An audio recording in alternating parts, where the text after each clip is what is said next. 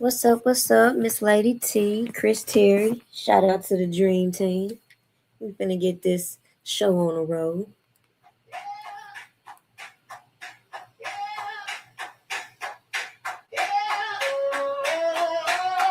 They ain't think I keep the tabs. They ain't think I keep the dates. Bring your mouth, bring the bill up. Now you looking at the rates. Yeah. I walk in like a price check. You ain't in my budget, why you upset? All that talk, put it on my name. Now your lies got a barcode, scan that shame. Screenshots, hey baby, archive heavy. Every day well, I'm just playing already. Smiled in my face, threw shade off scene. Now you staring at the totals from a receipt queen. Prima donna, I'm the receipt queen. You wrote the story, got the screenshots clean. You did the most, now you get the feedback. They didn't expect the clap back, clap back. Prima donna, I'm the receipt queen. I got the time stamps, you got the back routine. You lit the fuse, now you feel the heat back. They didn't expect the clap back, clap back. You was big talk, baby, tiny in the proof. All caps online, lowercase in the truth. Heard you running little laps with my name on your tongue, but your statements bounce back. Insufficient funds, I don't chase, I just started the mess. Every die on the ledger, every fake little flex. You perform, I perform, the review on the scene. Certified, verified, petty, but pristine. Say it with your chest, not a burner page. I'm the headline, you the comment rage. You press send, I press save. Guess who's looking great today? Prima donna, I'm the receipt queen. You wrote the story, got the screenshots clean. You get the most, now you get the feedback. They didn't expect it, clap back, clap back. Prima donna, I'm the receipt queen. I got the time stamps, you got the back routine. You lit the fuse, now you feel the heat back. They didn't expect it, clap back, clap back.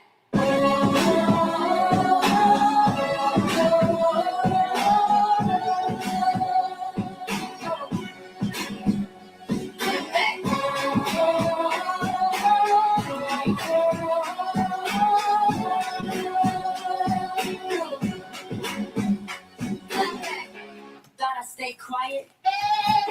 Thought I stay nice. You play cheap games. Now you pay full price.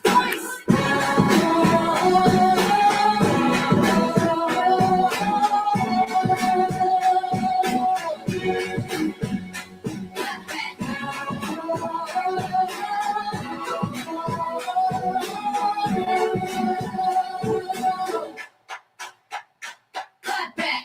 Prima donna, I'm the receipt queen. You wrote the story, got the screenshots clean. You did the most, now you get the feedback. They didn't expect it. Clap back, clap back. Prima donna, I'm the receipt queen. I got the time since you got the bad routine. You lit the fuse, now you feel the heat back. They didn't expect the clap back, clap back.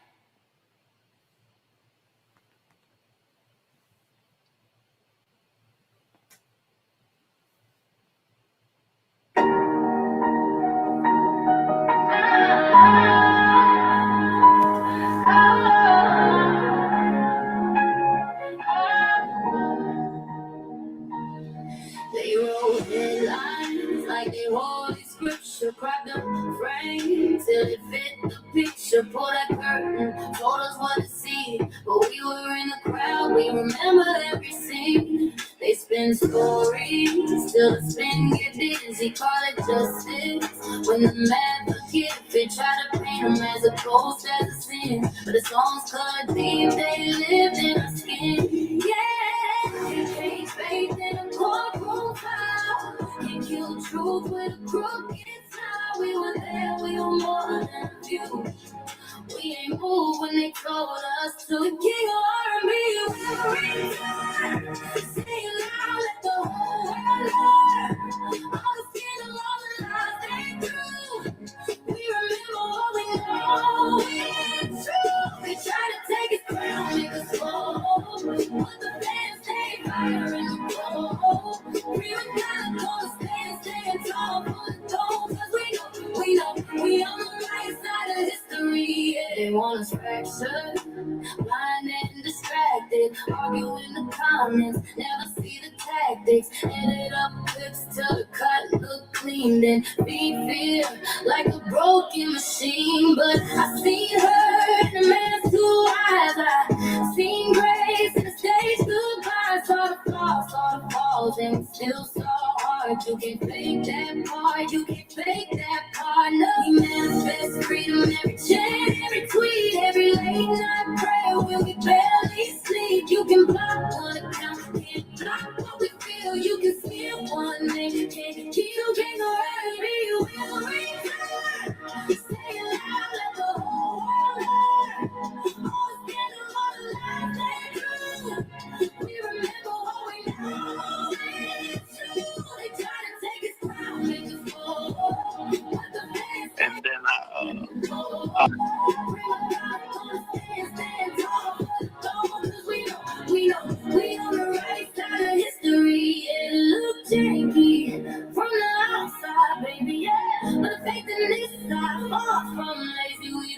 songs that they label extreme. Cause we ain't trade truth for a trending meme. So write your blogs on your late night jokes. We the lifeline in the song he wrote.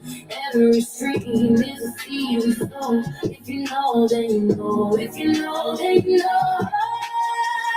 She's a R&B rock. Say it loud, let the whole world learn. All the skin and all the lies they do. We remember what we know. It's true. They try to take us down, make us go. But the fans stay fire in the door. We gotta go to stand tall for the throne. Cause we on the right side of history. Yeah, right side.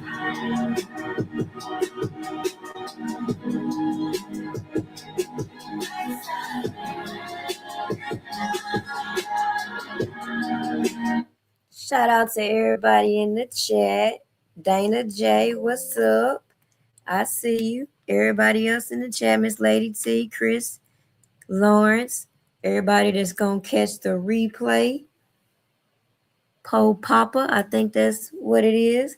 But those of you who followed me from social media, you may pick up on when I first started hearing these people come out here saying mute R. Kelly. If you already knew the direction I was going, I already had a formula about my view of music and how, in my opinion, music mends the heart. So we can't let people just come out here because they feel some type of way and rewrite our history. You know, that was the point in that song you just heard. That was the whole message behind a lot of the things that I put forth, is because if we let the people that think they're the conquerors come in and try to rewrite the script, we want to let them come and tell us what we knew and what we enabled, and we let them manipulate the laws. We watch people in these so-called debates going back and forth, and people confused why a lot of people just choose not to engage or indulge in the debates with certain type of people, because you ain't gonna get nowhere. It's like talking to the walls. The point in this live, we finna stress a very valuable point. And it was the first thing I started thinking. This is what I've been saying for the most part when a lot of people be getting offended, how I viewed a lot of things that were being put on these platforms, being manipulated. At the end of the day, people who came in to create content, to create conversations about the topic at hand, we got a little off course. So as we view this whole thing now and we look at key points that's going to change what happened in those courts with R. Kelly and what he's going to essentially need to shake life in this junk, I've stressed over and over about an ineffective counsel. We've watched a repeat play of people trying to point the finger over here, point the finger over there. And quite honestly, that's what brought me to a lot of the zoo animals out here on these platforms capping. I don't know what kind of soap opera they got going on out here, but we got bigger fish to fry. So I'm gonna hit one more song and then we're gonna get this show popping.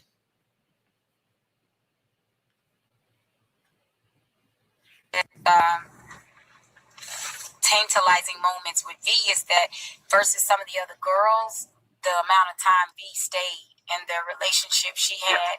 Still, you know, one thing you got to keep in mind though with him, everybody, although a lot of the treatment was what it was, but there were still different relationships and reasons why certain people interact with him, and the way he treated certain people weren't all. But that type of treatment was definitely.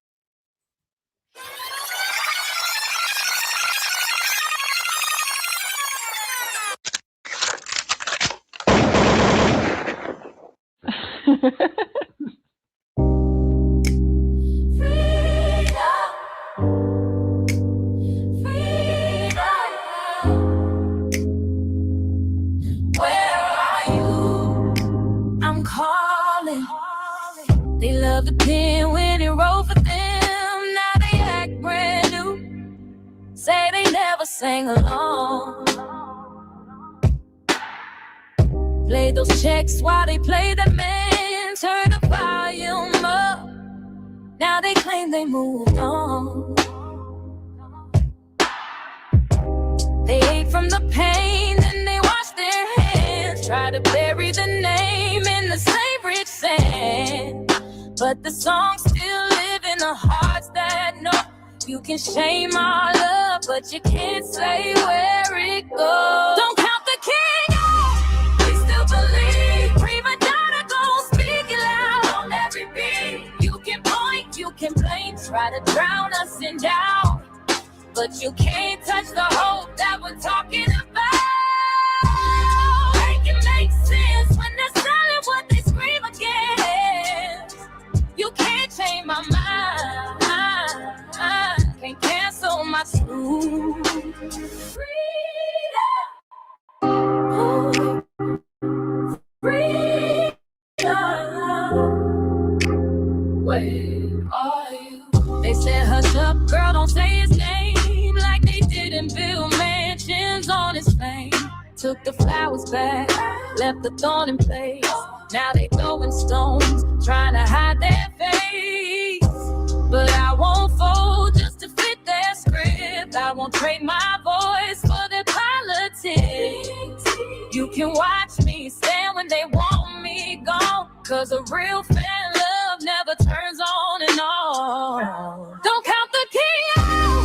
We still believe. Prima donna gon' speak it loud on every beat. You can point, you can blame, try to drown us in doubt, but you can't.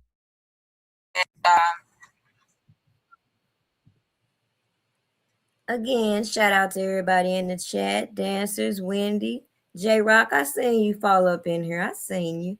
We gonna drop some content first and foremost, and then I'm gonna come back in because everybody already ought to know why I first brought it to people's attention when I started to see an ineffective counsel across the board. And it just seemed like the more people that were being brought in, the more chaos, the more crazy things were happening. And the public, they just want to disregard how all of this affected this man's trials. If you don't have a effective defense, and on top of that, you got people impeding on your civil rights, stealing your confidential mail, tampering with key witnesses, doing all of this stuff out here on open display. You got people playing with your defense. You got people playing with your support system. And I just be trying to figure out. I know they seen the same stuff that I seen. So maybe people coming in, they might have been distorted. They might have really believed the stuff that these people came out here saying. But we're going to get back to the focal points in this R. Kelly sector. Because it's crazy as hell. You could be in a whole so-called R. Kelly sector, and every time you tap into Alive, ain't nobody talking about shit. But let's address one elephant in the room, because there's so many all across this case to be talking in circles, when the major point is, what's going to get this man free? What's going to get this man free? Why are people going to keep ignoring the ineffective counsel that's been on open display?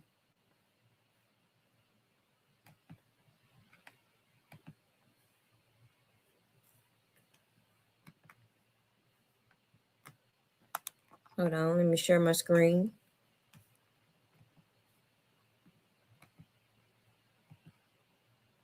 What's up, EJ?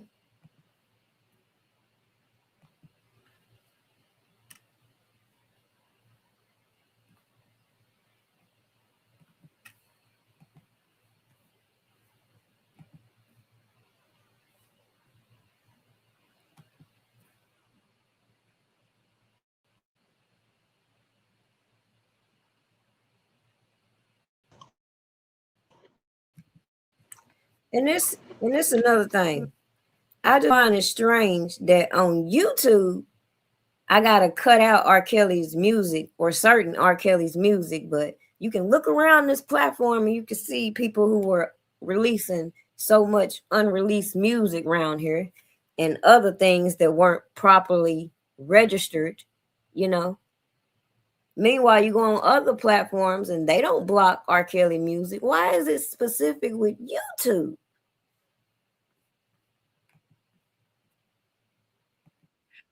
They still observe some still out here looking crazy considering they chose to ignore all the red flags that I presented in real time that they could have easily validated themselves if they didn't like my collages or my delivery after they enabled all the lies to grace their platforms and distort the purpose in me documenting it all on both sides.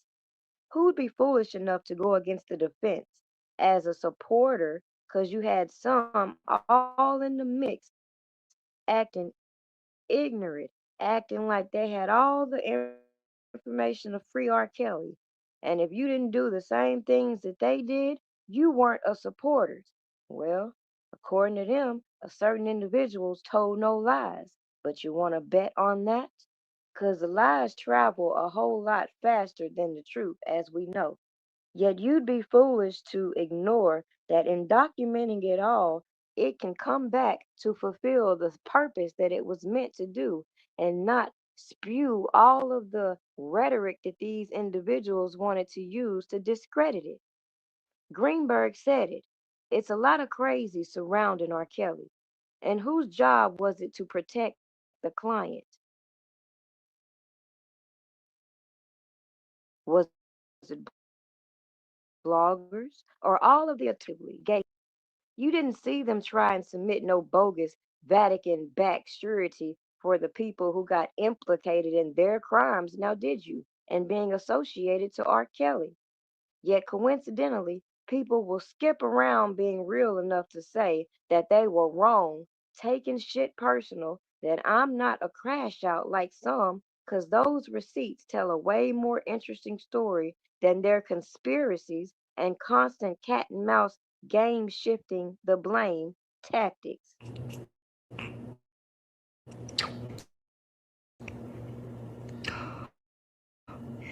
As supporters continue revisiting the situation, an article from 2021 keeps resurfacing for a reason. CNN reported concerns raised in court about potential conflicts involving members of R. Kelly's legal team. Prosecutors questioned whether actions taken by attorneys could create issues that may later impact the fairness of the proceedings. While the allegations were disputed, the mere fact that conflict of interest concerns were being discussed before trial raises an important question, especially when the prosecutors are the ones raising the alarm. If red flags were already being identified in open of the counsel that I presented, supporters now point to a series of events that they believe deserve greater scrutiny, from attorney turnover, conflict allegations, strategy disagreements, and questions about whether certain decisions ultimately benefited the defense or complicated it. To be clear, allegations alone do not prove ineffective assistance of counsel. Courts apply a very specific legal standard. So who am I to judge when I asked $1 million question in real time and people disregarded it? These warning signs viewed together should have triggered more serious conversations years ago. Was this simply aggressive lawyering under difficult circumstances? Or were these warning signs flashing right before our eyes that too many people ignored? Looking back now, do you believe the concerns surrounding conflicts of interest and defense strategy were overlooked? Or do you think critics are reading too much into events that occurred in this high-profile case? I'm Prima Donna, and this is Prima Donna News. I cover the stories everyone's sharing, trending, and talking about. Your daily dose of viral news. See the change you want to see, and never But these bitches in my business cut me off to choosing violence. If you see me out in public, you don't know me, keep it silent. In the metro, might be screaming, but outside I keep it quiet. I came into this fight thinking people were all on the same page. I supported as much as I could. However, things just didn't make sense to me when certain requests were being made as the general public overlooked the obvious implications being implied. Was Robert Kelly aware of the shenanigans affecting this case? And why was it necessary for fans to be expected to do what the entire industry failed to do? Stand on the side of truth and carry the burden of spreading awareness of than just being orchestrated right in people's face. I could have never imagined how deep the corruption goes when people can masquerade as part of the help and be fighting against the manipulation of laws and malicious prosecution put on display for the world to witness. That's crazy that he knows your number by heart. He called for me. That's the only reason why I'm here. Nicole linked up with me. That's why I'm here. Other than that, for the past 10 years, I've been to myself. I've been running my business. I've been doing the shit that I had to do. I have not been involved with any of this shit. Fucked up. Did you ever sign anything? I'm sure you did. I have a bank account in his name. Really? Yeah. It's SunTrust. SunTrust is his bank. He loves SunTrust. I have a whole $1 million in a bitch. I can't even touch it. And you're telling me everything's okay. Years later, everything's okay. I need you to do this. I need you to say this. You had Nicole reach out to me.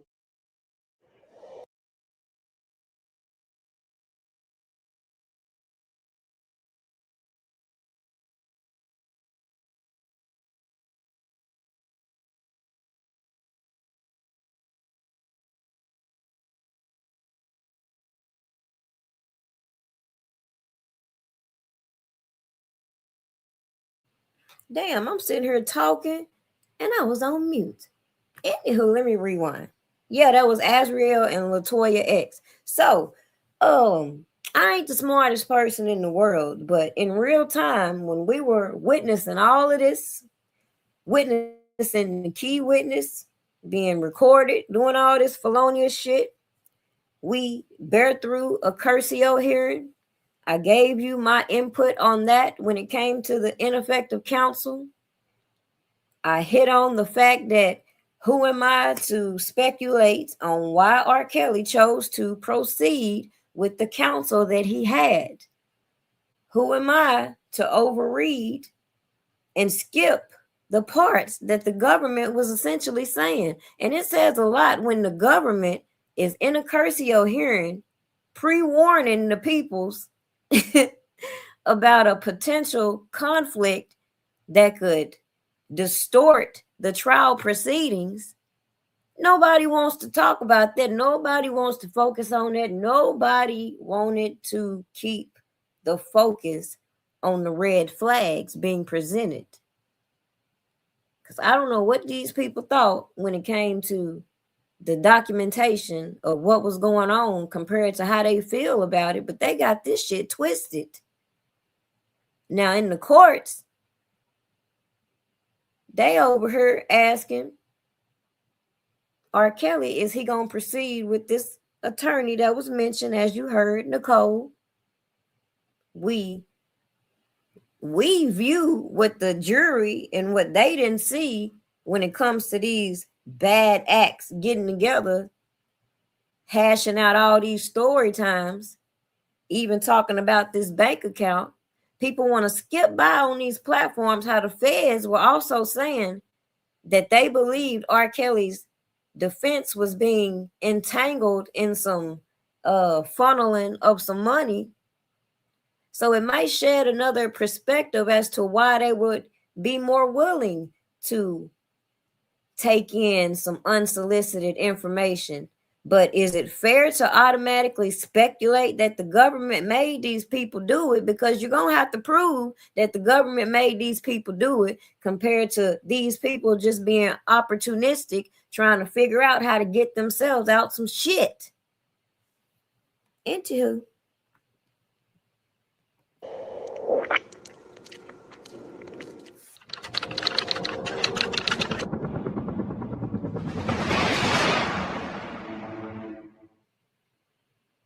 You think you know, but you have no idea.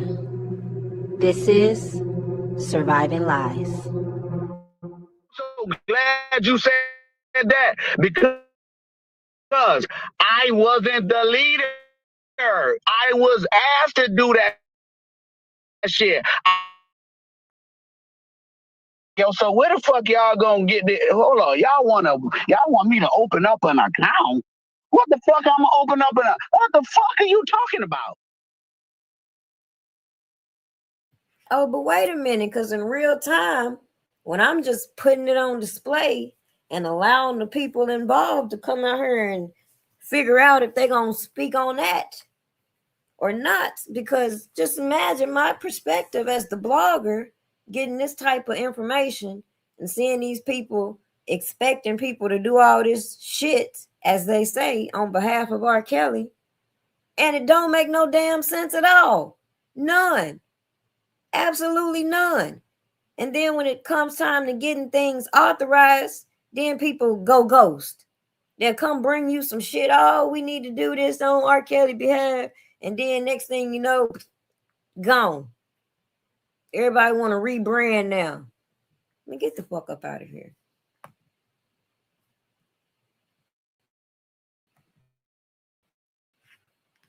For what? Man, y'all got me fucked up. Nah, I ain't doing that shit. You better put that shit in. Yeah, but here's the thing. They said I was gonna open up an account. But if I was a mastermind, why wouldn't I have a goddamn account and information and routing number and whatever else to give to these motherfuckers? Because I was never gonna do none of that shit, yo. When it didn't make sense, the people that I was with, all right, I told them, nah, we're not doing that shit. It don't make no sense. It seemed like another scheme, another scam. Mo said the same thing. Chi-Town said the same thing. All right, dumb the out the way. See, Trevin said a mouthful then that a lot of people didn't pick up on, and some did because they knew exactly the type of things that I was walking away from, as a lot of these people who claim to know all the information had all these outside sources telling them this, gaslighting them to come out here and do all this help and distort the fact that I was here documenting this stuff for a reason, as they come back now and try to rewrite why I consistently showed my audience the ineffective counsel that I believe as much as these people kept strategizing on how to circumvent any voice that didn't go along to get along with their bullshit. No, people opted to try to make me an enemy, tried to put their opinions on the work that I documented, tried to jump in the midst when they saw these individuals form these attack campaigns to try to slander my name, and then misconstrue why I stand 10 toes and show you all why I'm not R. Kelly. I don't seem to be on in real time or what position they hold now, when it was clear as day to me what I was watching unfold. To see them try to bring this shit up now and put us in 2 or 3 years from now. Random asked a question. If Sylvia was in all of this and did all of this shit and did all this scheming shit, where the police report? Now, with all the fraud shit that was being sent to my inbox, I saw people conveniently skip around blatant lies running, and I watched how these people inserting themselves all in the midst of shit wanted to keep throwing the blame even amongst themselves, and wondering why as a whole I could tell you watching them to this day still talk about the same shit is hilarious to me. Especially when I was here to see where the janky PI originated from, and how all these people had R. Kelly's so-called private investigator coming out here putting him case. Meanwhile, how many geniuses would it take to recognize people bringing me all this fraud? I clearly maintain my position as to why they look foolish, because what the hell can anybody on YouTube do when they don't go and make proper complaints when it came to the fraud at hand? Let's flip that shit. If Trevin devised a scam or scheme to do all this shit, what the police reports on him?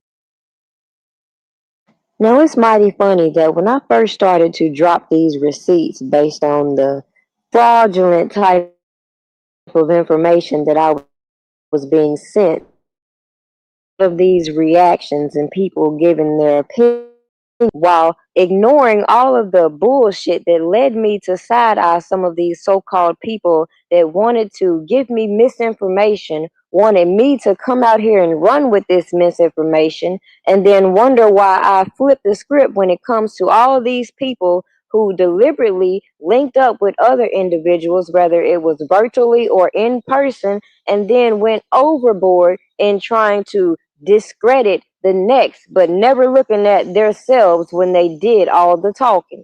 It's like how I felt watching all these people team up against me, and they had every right to believe the nonsense that these people got on these platforms trying to hand. And it was clear as day that the main reason why I side eye this is because everybody that heard everything from the beginning knows that Robert Kelly never asked anybody to raise any money for him. He never asked anybody to come out here and do all this extra shit involved in his case. He never asked anybody to come out here and link up with people claiming to be part of an inner circle.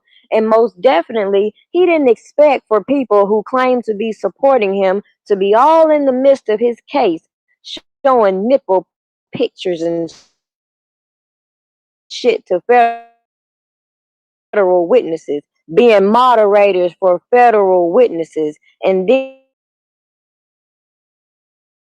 for me to remind the people who witnessed all of the shenanigans exactly why I stood in opposition to the things these people were doing, regardless of how the audiences felt when at the end of the day, those reading the paperwork know exactly the gameplay when it came to these people manufacturing this RICO, with these people allowing a so-called private investigator to be all on YouTube playing with people, then giving these terms to individuals, even calling me a private investigator at one point when I never fucking said that's what I was on here to do.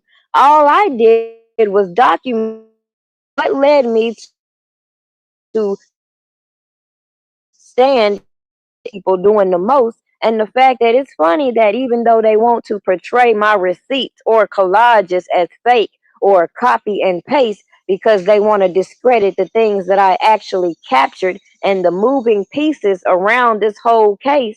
Yet, as you heard from the audio that I just played and put in this video, it was clear as day that these people were linking up with this ineffective counsel. Thus, despite what people in the audience felt about these people playing in their face, acting like they had all the information, the free R. Kelly, multiple platforms, it's very obvious why they don't like the way that I decided to deliver the receipts to back up the things that they were actually doing.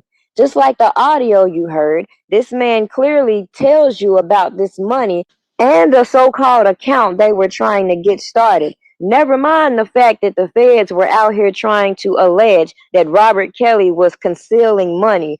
Never mind them turning a blind eye when the feds talk about that they recoup 1.2 million that them Olsen twins got on platforms and verified, trying to again funnel money in other alternative methods. So when you hear this man talk about this plan that people derived, I got on my platform and told you why I don't feel like Robert Kelly had anything to do with it. Now at this particular point, you can continue to run with these type of people who continue to play in your face.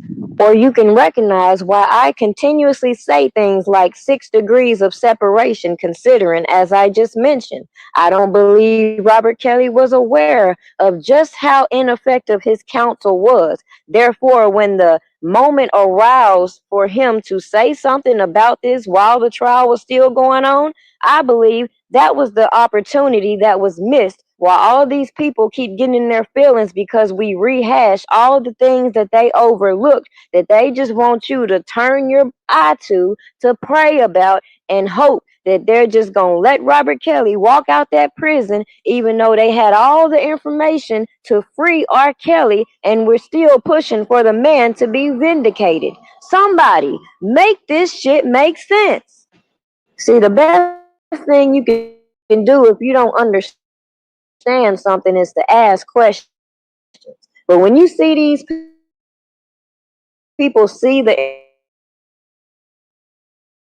and they don't bring it back to me and think I give a shit considering I put it on open display for a reason. So by your logic, you're telling me in my comments that I should have ignored all this janky shit that they contributed to because you are under the impression that Robert Kelly had them doing that. With that said, you might as well quit saying free R. Kelly if you believe that he was behind these people doing this goofy ass shit. Hello?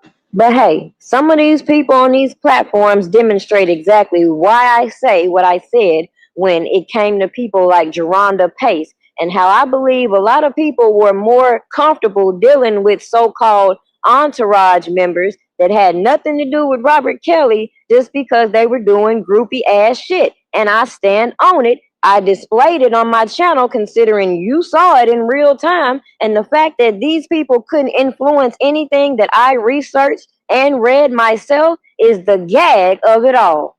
So I'll conclude this video with this.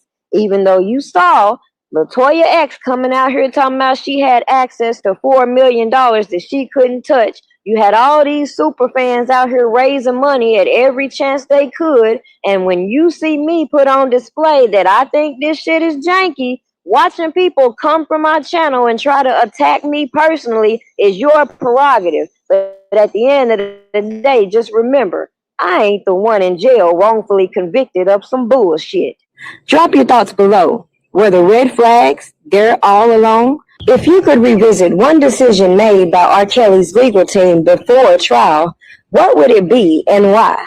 Drop those thoughts below, and don't forget to like and share the video. Mineral is so soft and buttery, like a little cloud of These glaze. cookies just melt in your mouth. 10 out This of 10. cupcake is insanely soft and moist. I'm obsessed. Look at that. Ready to taste them for yourself?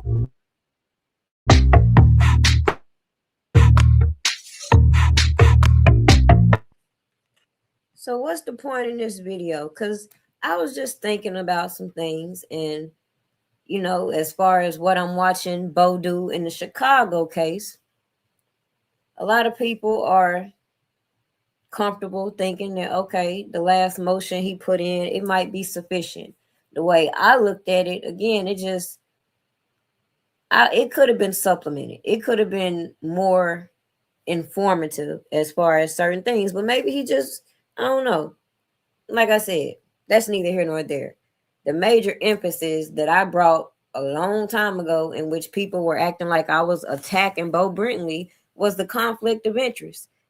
I personally don't believe he drags his feet like he does in R. Kelly's case in other cases. So that's another reason why I said I'm gonna watch how he handles this Josh Duggar case or whatever. I can't remember if it was him or the brother, but whichever one, he's representing one of the Duggars. So I'm gonna see how he proceeds with that case compared to how he's handling R. Kelly's. But anyway, back to the point. I was just wondering, what would qualify for a defense of an ineffective counsel, not only in New York, but possibly in Chicago? Because for this man to come in and allege that this is what was going on in his Chicago case, we know what happened in his New York case. Nothing was done about it. Even, like I said, with all these people being allowed to come on these platforms, the fact that his attorneys didn't aggressively address things in an appropriate manner made me side-eye all the actions that people who claim they were here to help came to do that just didn't make no damn sense. Like if somebody come and try to help you accomplish something and all they do is make it worse, Are you just supposed to negate the fact that they just made shit worse? Or you just supposed to sit there like, well, they tried to help? Man, I don't know what's wrong with these people. But anywho, what would qualify as an ineffective counsel argument? Because just my opinion, bringing in this inmate and talking about he confirmed that he did this and that, we're going to negate how weird all of this was set in motion for him to do so. We're going to negate that he's being put on these platforms to give these little story times. And we just going to rest with that. Or are we the people supposed to form the conversation about other things that also took place that a lot of people don't talk about, that may not have appeared in the motions, but that does not mean it did not occur? So according to what I asked,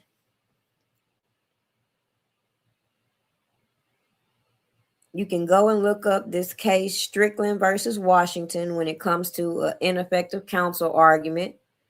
And it's saying that you basically have to prove a deficient performance and resulting prejudice. So as far as a deficient performance, you must prove that your attorney's actions or advice fell well below the objective standard of professional competence. You must identify specific errors as mere lack of trial experience or poor overall strategy alone do not qualify. Okay.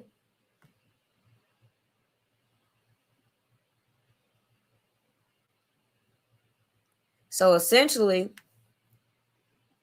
if you proceed with attorneys that may lack experience or don't have a effective strategy, and then you factor in that you have this inmate allegedly giving prosecutors whatever strategies you come up with, is it starting to click in how this goes hand in hand? So to just skip by why I believe we were also witnessing all the things that were, I guess, adding to the internal conflicts with the defense, whether they just weren't getting along or they didn't agree on strategy, whatever the case may be. When you have outside voices that were able to come in and pierce that and add confusion, that obviously would make for a great argument in what you're presenting. As far as prejudice, you must prove that an attorney's mistakes directly harm your defense. So, hypothetically speaking, what's going on with Bo now? What if, God forbid, the judge denies to proceed with the new trial? Would it be a sufficient way to come back and argue about the ineffective counsel that could have ultimately yielded that result, especially when we witnessed this man putting in motions late, drag his feet consistently?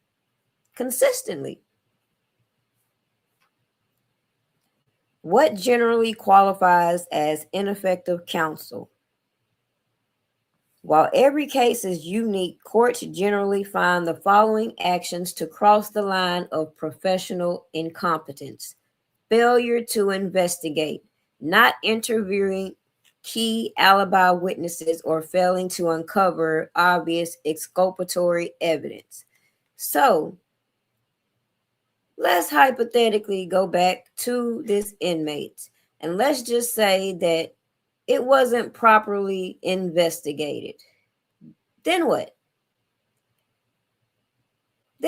Like I said, if an inmate voluntarily decided, hey, I'm going to do this and I'm going to give it to you and hopefully it's going to help my case, you can't put in an oral argument or make it appear as though the prosecutors had anything to do with that process other than to receive the unsolicited information. So that could get a little sticky, my opinion. Failure to object. Not objecting to highly damaging and clearly inadmissible evidence or unconstitutional confessions.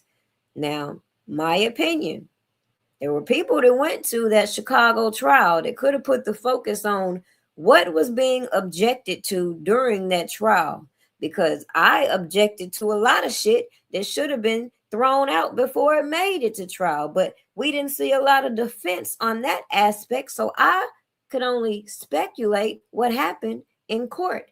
But that's not going to make a difference, because you would expect the people that went to come put the focus on that.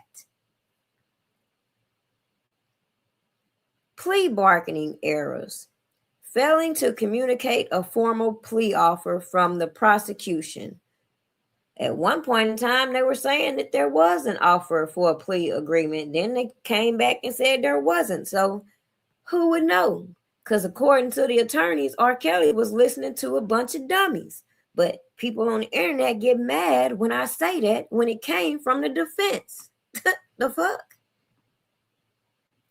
Conflict of interest. Bingo. Here we go. Get what I'm saying?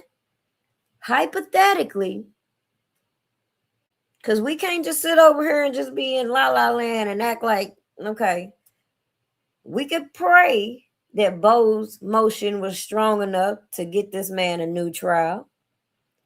But I'm just thinking backup plan, okay? Conversations about that. Back to the conflict of interest. Representing multiple clients whose interests clash. Bingo again. Or having a personal stake in the outcome of your case.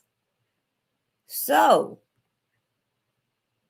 remember when Daryl McDavid was trying to go see R. Kelly and the warden blocked that, right?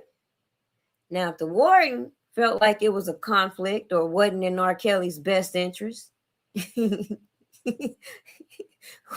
why people on the internet won't get mad at me? Because I state the obvious, and it ain't got to be no personal attack on Bo Brentley for me to say Daryl McDavid's attorney representing R. Kelly. That's a little janky. Wouldn't you agree? Missing deadlines. Failing to file critical motions or missing statutes of limitations. Hold on one second.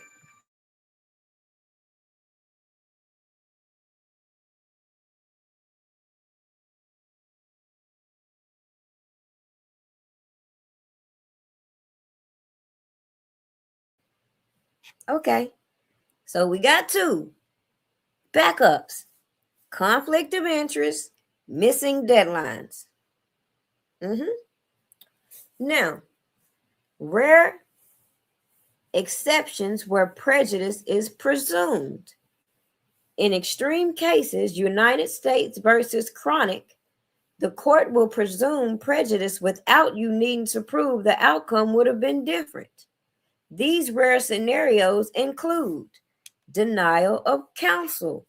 Well, if some of you recall, Bo Brentley was telling us in his motion, not telling us, he was putting in his motion that one reason he was late, or because he couldn't go see his client R. Kelly, but somehow he managed to get this cryptic message to go over here and visit this inmate to find out that the inmate was giving the prosecutors this and that and this and that.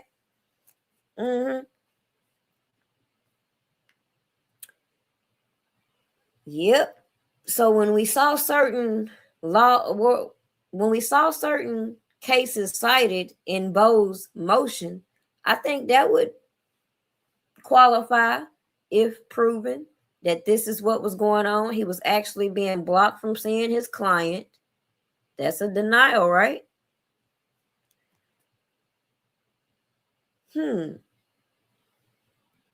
No adversary testing. So your attorney sat entirely passively and did not challenge the prosecution's case at all. I could definitely say that, but again, there's people that went to those trials that could have spoke more on that and gave clarity to whether or not his attorneys were aggressive in trying to dispute the charges, which I don't believe happened. You know why I don't believe it happened? Because you got people on these platforms that can't even stay focused on the charges. Like, for example, let's go to New York. Just simple shit. If the charge is bribery and you got people all on these platforms trying to talk about this and talk about that, keep trying to manufacture bullshit, even speculate to a sexual relationship which has never been proven, which is the government's angle in trying to use a deceased person to give leverage to these other bad acts. If we just gonna walk past this shit and not address the elephant in the room, if they on the internet ain't even staying focused on the charges, bribery, why we know good and damn well R. Kelly ain't bribed no fucking body? Why the fuck Demetrius Smith wasn't charged for bribery? Who did he bribe?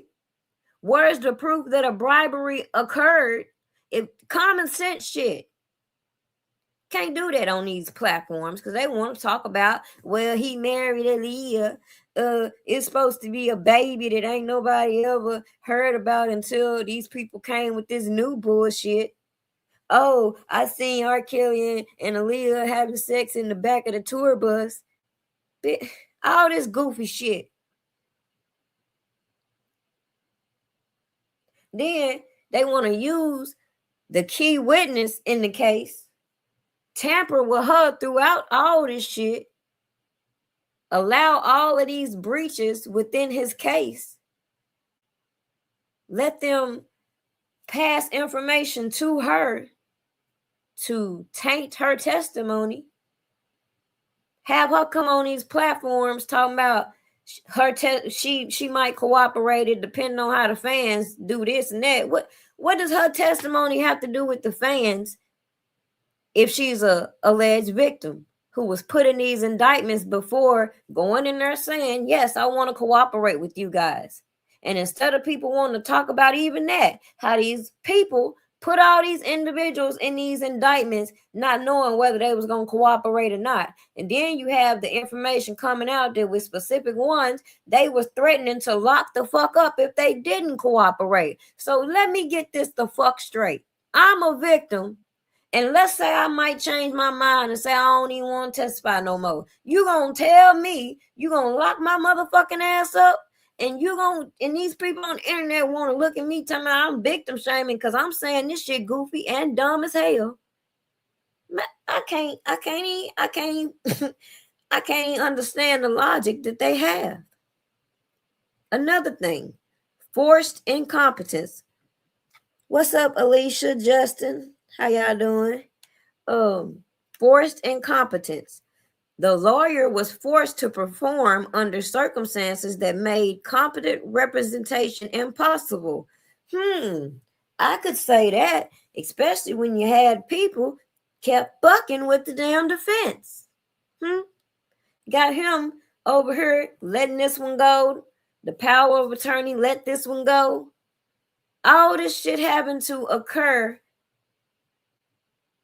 And from us on the outside looking in, how would we know if people had let these people do their job if it would have went down in the same manner? Do I have to come out here and speculate that, oh, they were hired by this person to come in and throw his case? I don't have to speculate on that. I could just say they were incompetent in successfully representing their clients, period. So them getting on the internet, whichever one you want to pick, I don't give a fuck. Whichever one, all of them were ineffective.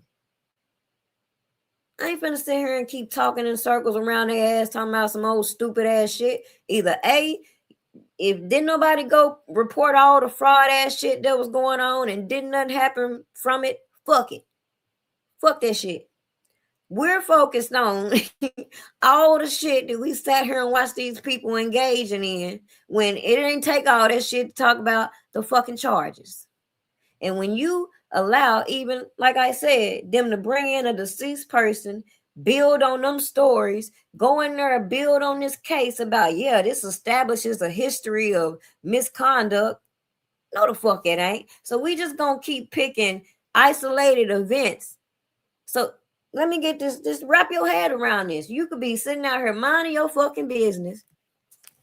You ain't got no criminal background.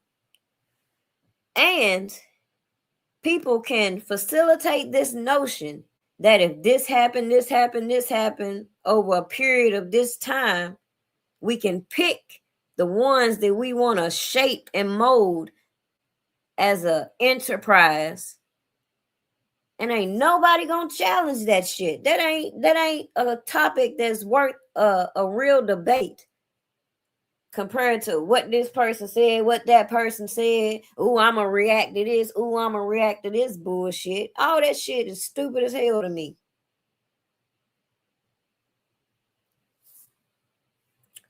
Let me see what else.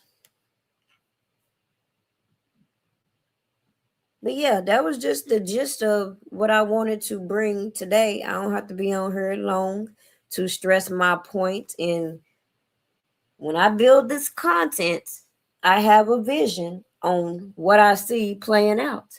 And either A, you can see what was going on, hear my perspective of what's going on, and form your own opinions, or you can recognize that I'm on YouTube. I ain't on YouTube to prove nothing. Especially when you don't have that same accountability for the people who were paid to do this and that and didn't do a good job. Now, did they? You had all these people that had all the information. Where's the information at? Did it evaporate? Huh? How could you have all the information 5 years ago and in that 5-year period it ain't manifested, but then you had audacity to follow people that's on here trying to react to the notion that people on YouTube are withholding information? How in the hell is people on YouTube that y'all want to say don't know nothing and speaking on conspiracies, how could they be responsible for withholding information that all them supposed to have had? I can't make this shit up. I'm gonna drop the link and see if anybody wants to come in and chime in. If not, I'm gonna get on up off of here because that was my major point. If you want to come up, speak your piece on the topic, you may do so. You want to come up and speak on how you feel about how things are looking now that we saw neither the defense nor the prosecutors decided to put in that stimulus as far as their briefs. Do you think Bo's argument was strong? Do you think those case laws are going to be sufficient enough to get this man a new trial? Or do you think that Bo should have put some more information out there? Because on one hand, we know that when you put up certain information, when you put it all on record, people come out here and do the most. So maybe that's his strategy. We'll see. What's up, EJ? Yo, yo, yo, yo. How you doing? No, I'm cooling. Nothing to it, but yeah, I just hope once he get the new trial, once the judge say something, all I can say is that I hope they televise it, so and get everything out in the open. Because for one, it's just like it's just too much has been been distracting in this case. Right. That's a fact. I don't think they're gonna do that though. I wish my fingers are crossed because televised that'll be better than like you said and like I feel relying on people to come bring information and then take the focus off the points. Exactly. What's up, Angela? How you doing? Anybody else want to come up? I'm gonna drop the link again. So do you think Bo should have added some more to his motion, or do you think what he put out was sufficient? I mean, it's obvious, but it would be a plus if he did. Yeah, I Well, started thinking Yeah. about it again. Like I said, maybe he didn't want to put it on record because we see how when you put things on record, people come in and try to work hard on these platforms. Oh yeah, nonstop. Because I just find it strange, like we pointed out with the whole inmate situation. Right when Bo put that in his paperwork, now this whole genius idea. We finna go do this. Why? To cause up a diversion. That's pretty much what that is. That don't make no sense to me. It don't make no sense. And then to challenge people on the outside, well, we need you to do that never sat right with me from the beginning of this whole thing. Why do they expect the fans, the supporters, to go out here and do all this stuff while they sit back behind the curtains and shit? Oh yeah, I mean, just crash dummies, you know. I mean, that's pretty much they whole agenda, you know. They just want to destroy everything and then move on to the next.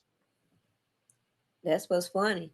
That's what's funny about my collages, because to be honest, that brought a lot of these people from behind those curtains. A lot of people was cool watching everybody else come out here.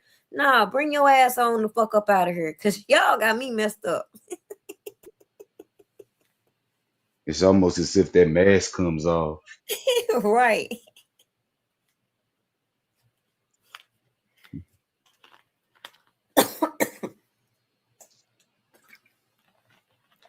Dana done got up out of here. Alicia, she says she at work.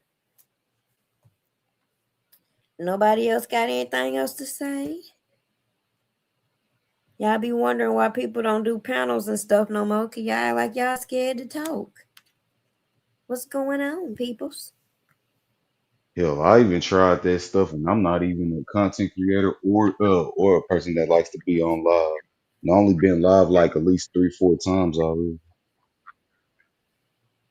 Really? What time you go live? Shoot, I'll go live anytime.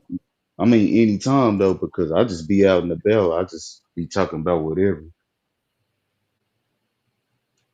Yeah, YouTube be tripping though. They be late on sending out your notifications. That's why you notice like how I'll just give a few minutes to see who gonna fall up in. Like sometimes it takes a little minute to get the notifications, and then some people don't even get a notification.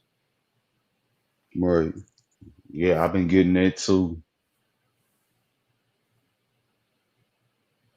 I think the best strategy would be just to do it more frequently, whether you creating an upload or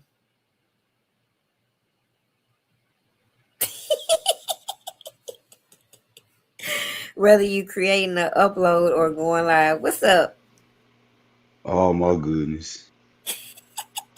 can I come over? Can I stop by to chat with you tonight? What up with it? What's What's up? going on, CT? Hey, is that vent too loud or? Nah, I don't hear it. Oh, okay, well, it's off anyway.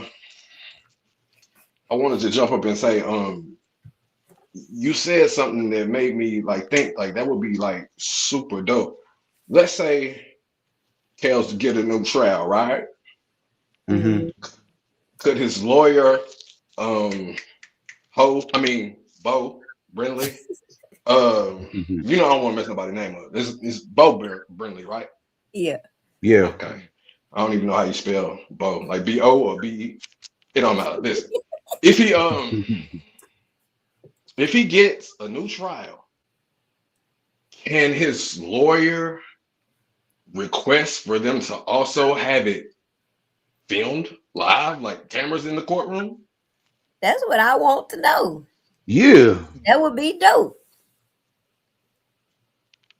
Oh, I'm sorry. Yeah. Oh, please believe me. I can feel the presence of the Lord, and I'm gonna get my blessing right now. You thought this was a chat, didn't you? Yeah, well. Yeah. Okay. Another thing. Since Hope, I mean Bo, I don't want to mess up nobody's name. Since he takes forever to make these motions, right?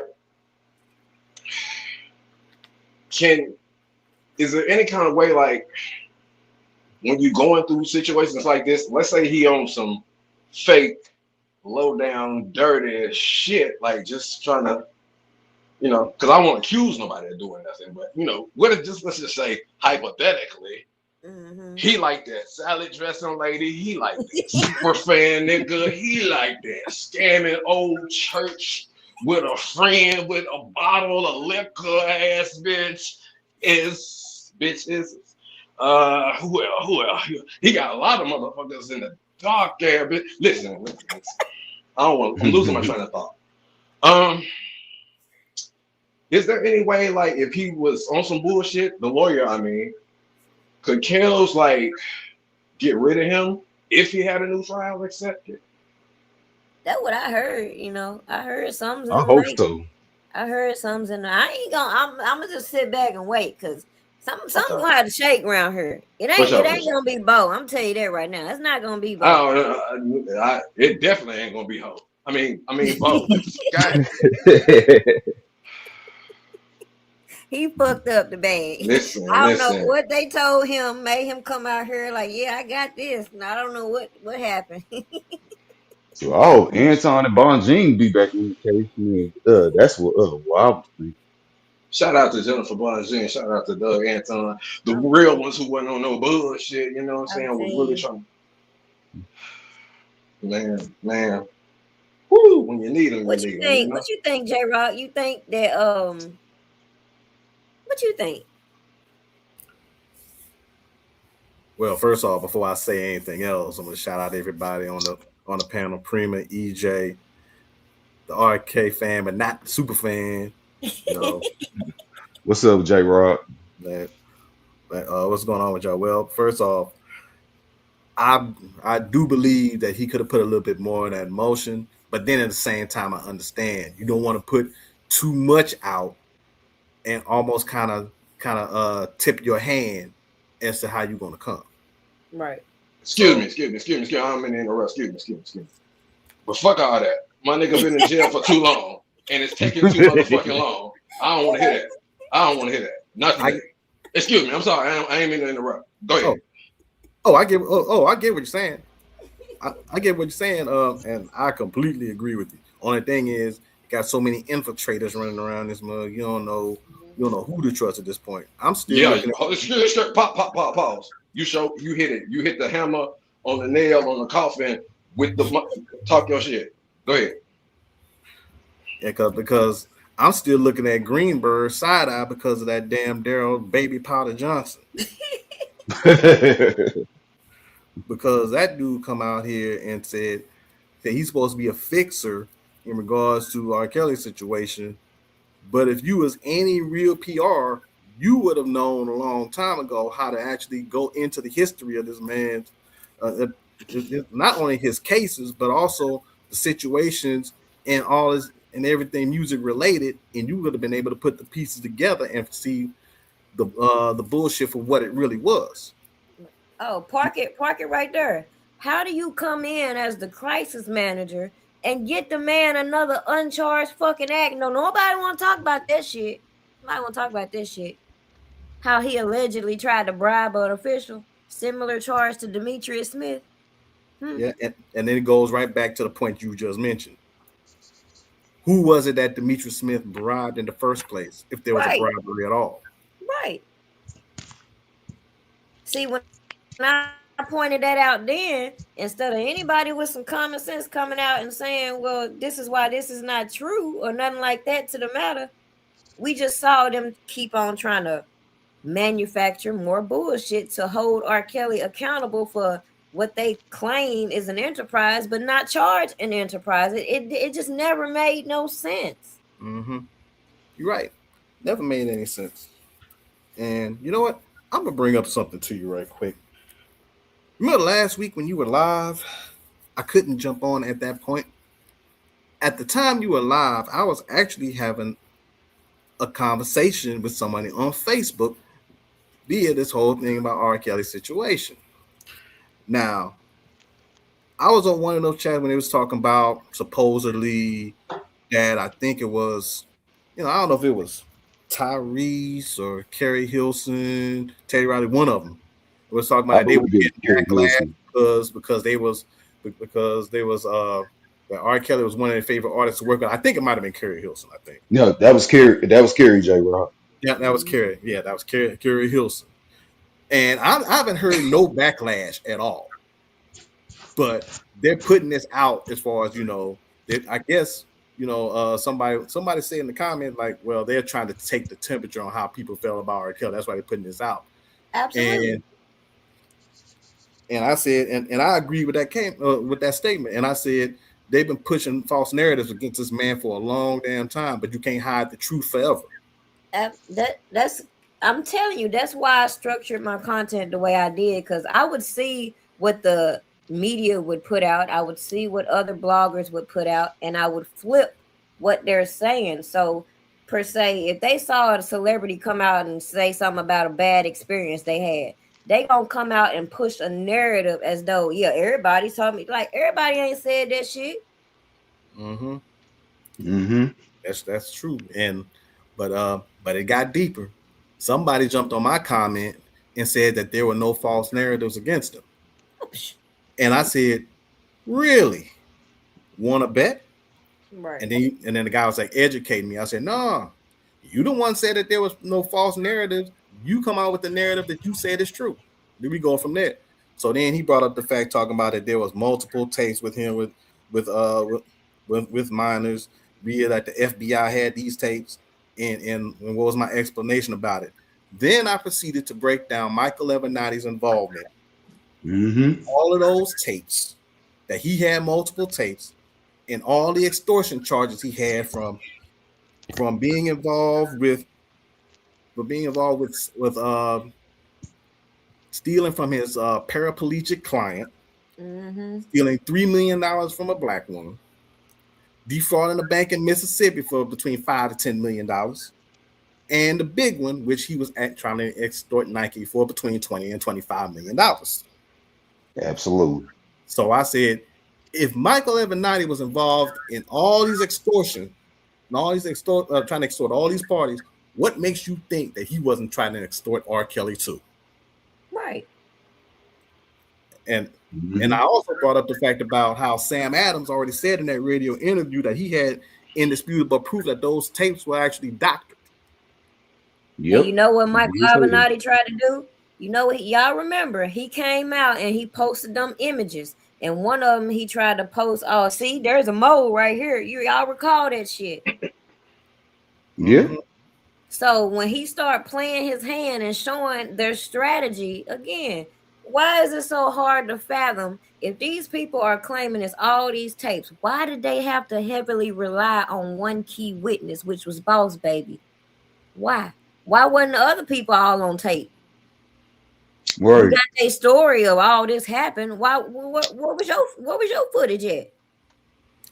Yeah, and that's crazy. They was just focused solely on Shorty so much than they is about Lisa V and Ellen and all of those so-called people. Yeah, you had one witness on the stand that thought the images she was shown, she thought she was the girl. So how? How? And also, didn't Sam Adams also say that in one of those tapes that the mole was actually moving? Yeah. Right. Which would already tell you that it was already, this whole thing was already janky to begin with. But then we went further into the discussion, right? And he was talking, and he said, well, the tapes were indicted. I said, not according to R. Kelly's attorney in the 2008 trial. And then I said, and then he was talking about, well, just like you said, Prima, he was like, well, he married Aaliyah, and also, and what about the 14-year-old, 14, 15-year-old on the tape? And I know, and don't tell me you didn't know about that. And I said, oh, so you want to go in depth about the tape? So I said, okay. So then, Break it down. so I told him, I said, I didn't. So I told him I never saw the tape, but I saw stills of the tape, and one of the stills had a timestamp on it.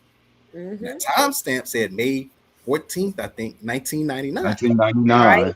Absolutely. So I say, so you do realize that at that point, 6 months prior to that tape being made, R. Kelly's fourth album debuted in November 1998.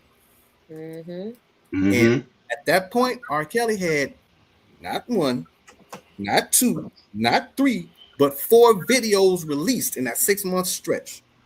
I told him, I said, I'm Your Angel featuring Celine Dion, Home Alone featuring Keith Murray, When a Woman's Fed Up, and If I Could Turn Back the Hands of Time. It's a time. Mm-hmm. All 4 of those videos were released in that 6-month stretch between November and May. Actually, I think it was I'm Your Angel was released in October, so it's actually like a 6.5 to 7 month stretch. And I said he was bald in every video. Yep. And Did You Ever Think music video too. And Slim. You know what? I missed that. I missed Did You Ever Think? You're right. It was 5. I knew it was, but I knew about the 4. I missed the 5th. Okay. Did You Ever Think? You're right, EJ. You're right about that. And I said, so then after that point, I said, so unless R. Kelly got Miracle Grow growing out his scalp or his head is a goddamn chia pet, there's no way that in that particular tape that was him. And then he was like, well, wait a minute. R. Kelly had braids in his hair at one point in his career. I said, you're right. But not in the time when that tape was made in 99. Right. R. Kelly didn't have braids in his hair until late 2000. You're talking about a whole year and a half later. Right. But then here's what really got him. I said, let me further prove my point. Remember Puffy's debut album? No Way Out. Yeah, he had that single with R. Kelly called "Satisfy You." Mm-hmm. No, that was on his second album. That was on the Forever album. You know what? I said debut, but it was second. But it was I think it was either one of the two, but it might have been the second. But it was in 90. It came out in 99, and in that video "Satisfy You" that came out, I think it was either late September or mid October when that video came out. And R. Kelly was bald in that video. Mm-hmm. So when I brought that up, I noticed he never responded to me after that. Yeah. He never. Just like I had to go. Go ahead. Go ahead, J. Rob. Okay, I was just saying he never responded to me after that. And his was really strange. Facebook deleted my whole chat of everything I said. What? They deleted the whole thing from me talking about Michael Avenatti. I didn't tell you also that I mentioned how Michael Avenatti and Kim Fox was collaborating in that. I mentioned that too.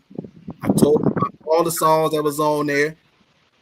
Everything I said leading up to that, breaking that whole thing down, Facebook deleted all of it. Wow. Somebody had to report your comment because they typically do that. Like my page been restricted so long on Facebook until recently. Like they don't be playing.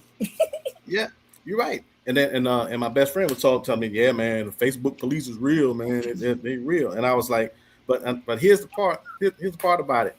I didn't say anything derogatory to him. I didn't say nothing about his mama. I didn't cuss him out. Matter of fact, my whole thread didn't have one cuss word the whole time.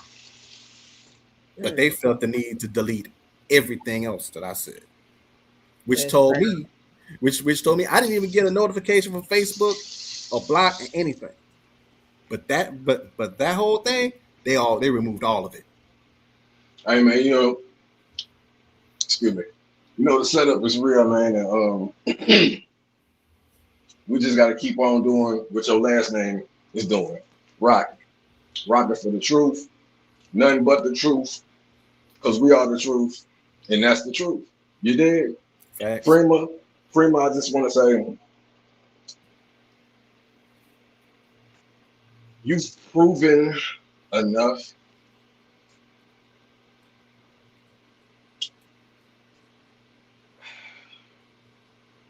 You deserve your flowers every day. And I'm going to give it to you every day. Oh, None but 100%. love. None but love your way. Salute you. I salute Dana J. Y'all been real. Always stay real. Continue to stay real. Congratulations on being monetized. Congratulations on surviving lies that they be trying to tell on you. Just thank you for being sweet. Like your pastries. Make sure y'all go get Prima Donna pastries. You know what I'm saying? Fine. I got a few I got to get to. Yeah, for some reason I got hungry. So That's a nice segue how you did that, by the way.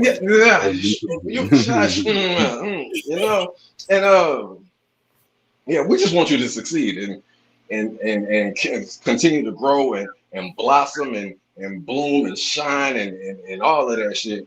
And because when you make it, I feel like we make it, And like when you really make it and you start getting some money, I just need honey because Trump done got this. Yeah, listen, me and Dana ain't gonna argue about this. But listen, I love you and I gotta go. Hopefully, R. Kelly gets a new trial. Hopefully, Bo, I said it right. Bo, I said it right. Bo, come on, Bo. I'm finna go because I'm fucking up. I'm sorry. I love you. Bye. I love y'all. Salute, EJ. Hey, bro. I just left the studio today. I got a song, a few songs, but I got one song. Dana J. Boy, and I got another song. I can't wait how that's I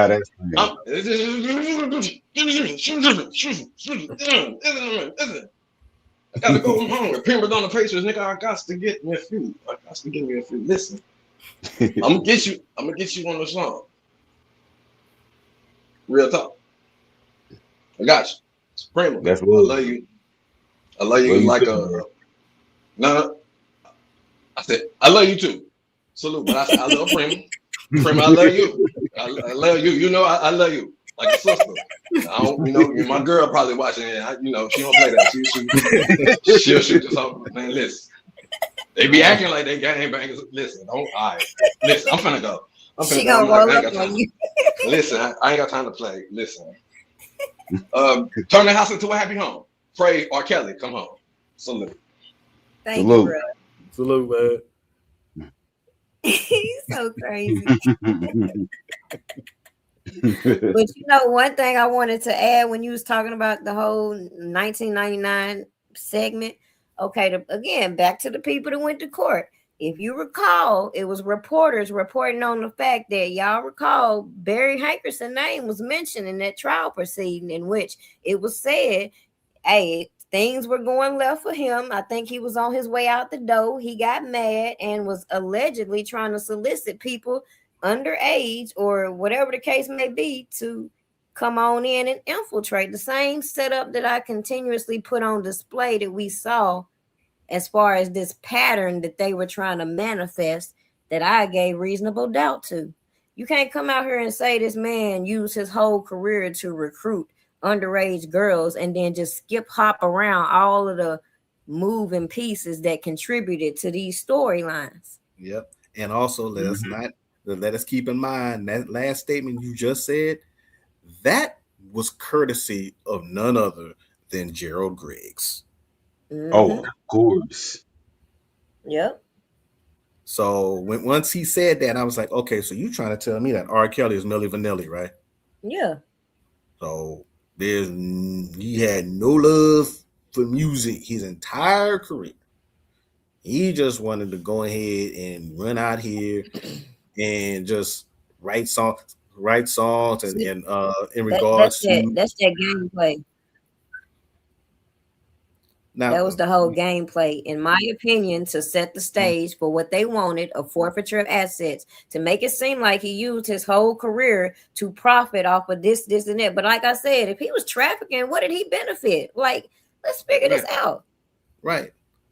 Now, here's another part about that to me. I mean, he would have a point if R. Kelly was a C-list singer or D-list singer, which means he didn't write no songs, didn't produce anything. He just came in the studio, laid his vocals down, did a couple tracks, and then leave and did whatever the hell he wanted to do.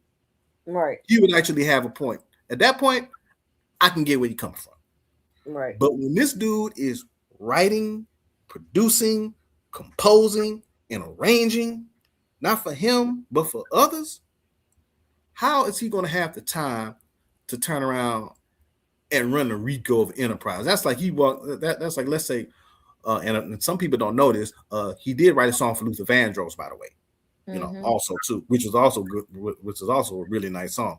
That'd be like him going like in the middle of Luther songs, like, damn, Luther, hold on, I can't finish the song yet. Hold on. I got this criminal enterprise I got to run right quick. Hold on. Right. I got to go ahead. I got to hold on. They got this. I got this damn. Wait a minute. Where the hoes at? Oh, I'm sorry. I'm sorry, Luther. I'm sorry, Luther. We got. I got to check in. I got to make sure my host is on track. Go ahead. We back. And right. then try to say, well, he's got money from. He's getting from. I'm like, how is he getting money from it if he's only got $300,000? He had to borrow money from the label to keep his whole thing going, to keep his career going. That's like Nino Brown taking over the card and all he got is a rush card. Right. And don't skip past the element of, you got people that's supposed to be managing your career putting their name on producer credits and all this and that. You got assistants putting their name on your album and shit. Like, make this shit make sense. How? Yep. He started asking where his residuals at, because shit been signed over. So, like I said, if they had started to hit on some embezzlement, some money laundering, they might have would have caught my attention for real. Because that's what I was seeing. Just my opinion. But no, that wouldn't have looked right on trying to prosecute R. Kelly when it appeared these people were using his career to finance whatever the fuck they had going on. Yep. And do we even need to bring up the statement that Michael Avenatti said in the direct message when he told somebody, you are a fucking idiot. Setting up the golden goose is one of the easiest things you can possibly do. Absolutely. And we all know who the golden goose is. Okay, so there's nobody know. We all know who the golden goose is. And then not to mention the fact that same person who, I guess I gotta say, allegedly side eye, having private meetings, secret meetings with Kim Fox at O'Hare Airport. Mm-hmm. But think about it. You recall he had 4 so-called victims. No, he had 4 clients, 2 supposed to be victims and 2 whistleblowers. Recall that? And I believe one of those whistleblowers were Keith Muriel, same person Lisa Van Allen brought her motherfucking ass out here and implicated. So when we want to skip that these people were implicated in extortion, you got the king extortionist leading the motherfucking lynch mob. And then people want to try to back out. Well, people are talking about the communication between Kim Fox and Michael Avenatti. Again, ineffective counsel. He came out here speaking on it. He didn't follow up with it. He didn't demand a chain of cut. He didn't demand nothing that would have made sense in fighting the charges. Because later on, years down the line, he want to come say, oh, well, he's not going to be able to overcome the tape. Well, mother, whose job was it to get the shit? Like, make this. I don't understand. Mm-hmm. Now, Prima, clear up something for me. The whistleblower. Was the whistleblower, you said Keith, was Keith and Chuck the whistleblower, the actual whistleblower? Or That's was what it? I believe. I believe it was both of them, but I only know for sure Keith. Okay. Okay, because the way they've been playing it, they've been having these people that they were trying to say as victims and they're trying to arrange it in a way, try to play with the ages in a way that they could turn around and make them victims. But then once they were of age or older, and you couldn't use that, they'll flip them from victim to witness. Mm-hmm. And I think that was one of the things they did with Lisa Van Allen. They made her a victim at first. Absolutely. I mean, Absolutely. And then flipped her and said, well, she's not a victim, but she is a witness. Which, right. And I think that was because of the fact she said, well, I know what a lot of these tapes was, and I only took one tape. Now, if he is involved in all the nefarious activity that y'all said he was, and y'all keep throwing them, why is it that you only took one tape? And you say there was multiple tapes out there, but you only took one? And you're supposed to be doing this to all these other people? Right. But you just took one tape? In regards to that? And somehow that one tape you took is the key tape being manipulated, and somehow, according to your fiance at that time, Yul Brown, oh, you weren't in the tape. How did you get out the tape if you took the tape that you were specifically in? Right. And also, if you go back to the time frame back in 1999, oh, what I'm about to say here is going to really mess some people up. So May of 99 was when that tape was when the tape was made. So how can R. Kelly be at the house setting up a camera, having sex with a minor and another individual when R. Kelly was on tour promoting his R double album? R. Kelly had a tour in 99. Mm-hmm. R. Kelly wasn't even, based on what we figured out, R. Kelly wasn't even at the damn house. So guess what? It's people that have a detailed itinerary for all of his movements. Then it's a mere fact that I was pointing out that maybe his defense could have provided a proper alibi to, dispute the charges. But when I ain't see that, it's obvious where I stand. Right. See, And I just wanted to go ahead. No, go ahead, EJ. No, I just wanted to piggyback off of what J Rock said. And during that time frame when he was touring, wasn't Rashona and her group was overseas touring as well at that time? Around that time, yeah. But then you also recall people trying to come out and manipulate when the tape was made, talking about it was 1996. Where you get that from? Exactly. Where you get that from? Because I seen the tape. I mean, not the tape, but the timestamp.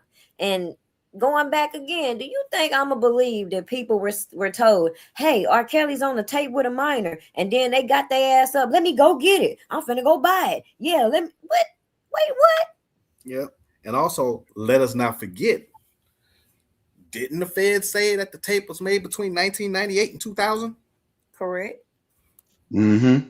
Which would have put May 1999 right in the middle of it. So I asked somebody this question. I said, and I said that exact point. I said, well, the Feds, everybody going to say the tape was made between 1998 and 2000. I said, so why did they give you a range on the tape? Why was I able to give you the exact date on the tape, the time of the tape, but they couldn't? Cause they trying to fit the narrative for the girl's age. That's what I be saying. Manipulation. Manipulation. They trying to fit the people they trying to use to fit the timeline. Mm-hmm. Which is the main reason why Facebook took down my whole comments in regards to what I said, because it completely destroyed the narrative around R. Kelly. Here go another one. It's gonna blow you. They came out and said that R. Kelly paid off her to go out of town or go out the country, whatever. Mm-hmm. How's she gonna come out after the fact talking about she was outside the damn courthouse? How? The fuck going on here? Which story is it? Yeah, and then that part there, and also too, they said, well, R. Kelly paid for the girl to get out of town. How can R. Kelly pay to get out of town when she was already scheduled to go on tour out the country anyway? Stupid. She was already scheduled to go out of town. She was already out the country anyway. She was already touring with a group at that point. So right. So he had to pay it. Easily verified. All of that could be easily verified. Yeah, it was already scheduled. So yeah, that whole thing when R. Kelly said on the Gayle King interview, "Use your common sense." That part, that little statement right there is going to be magnified more and more as this time goes on, especially if this new trial comes up. Right. Now everybody gonna go back to use your common sense. I'm like, and I've been telling people a while back because one of the main reasons why I think that guy never responded back to me in Facebook, because he never said that I was right, but he damn sure never said that I was wrong either. Right. And I think what it was is he probably went back to all those songs I mentioned, all those videos, all those dates, all those times. And once he went back over that and saw it and realized that what I said was true, I put him in a conundrum at that point. So he couldn't come back and say, well, damn, I can't say that I was wrong. I can't do that because my ego won't take that. I can't go back and say, I can't come back at him with something else because I don't know what else he knows and I don't want to look any more stupid than I do now. Right. And I can't go back and not say nothing, because if I don't say nothing, I would have conceded that he got me and I can't come back with nothing else. So he chose not to say anything else at all anyway. But now I guarantee you, if I was wrong about anything I said, he would have came back and said something real quick. But he wasn't able to. Right. Yep. I think that's the biggest disappointment in all these years passing and people being so distracted by the dumb shit that they can't even stand on their own about their own beliefs. It don't matter what he say, she say, they say. What do you want to present to your audience to let them have a different perspective and why they should think some more?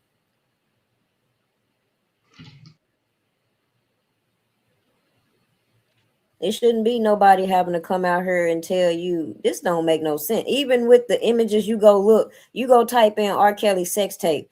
You gonna see this so-called same tape, and you gonna see 3 different characters that's supposed to be R. Kelly. And I'm looking confused as hell, like, how the fuck? How? You got one bald, one low haircut, one with the little motherfucking spiders on top of his head and shit. How the fuck? What the fuck going on here? Yeah. And I remember when I brought this up to somebody, they said, well, R. Kelly probably had a wig on in the video and everything. I'm like, okay, we got R. Kelly wearing wigs now. This was late 1999. This was like in the late 90s. Wasn't no dudes wearing no wigs during that time unless you was part of that alternative lifestyle. You know exactly what I mean. Right. Mm-mm. It's just always something to presume he's guilty, but that's why I don't understand about so-called black folks. They be the quickest one to come out here and run with, okay, well, he must have did something. But then be the same ones talking about some Black Lives Matter, why this and why this, they racial profiling. You supposed to have innocent until proven guilty. Like you say that on one hand and turn around and shit all over your beliefs the next. It don't add up. Yep. And you know when it comes to this, there's always 3 little statements that are always said by somebody. Number 1, well, he had to have done something. Mm-hmm. Number 2, I don't believe he did everything, but I think he did some things. And number 3, my personal favorite, they all can't be lying. Yeah. And imagine getting all 3 of them from so-called supporters, watching them get on these platforms and tell y'all some other shit, and then act oblivious to why. Don't put me with them people. I'm over here minding my business. Don't put me with them damn people.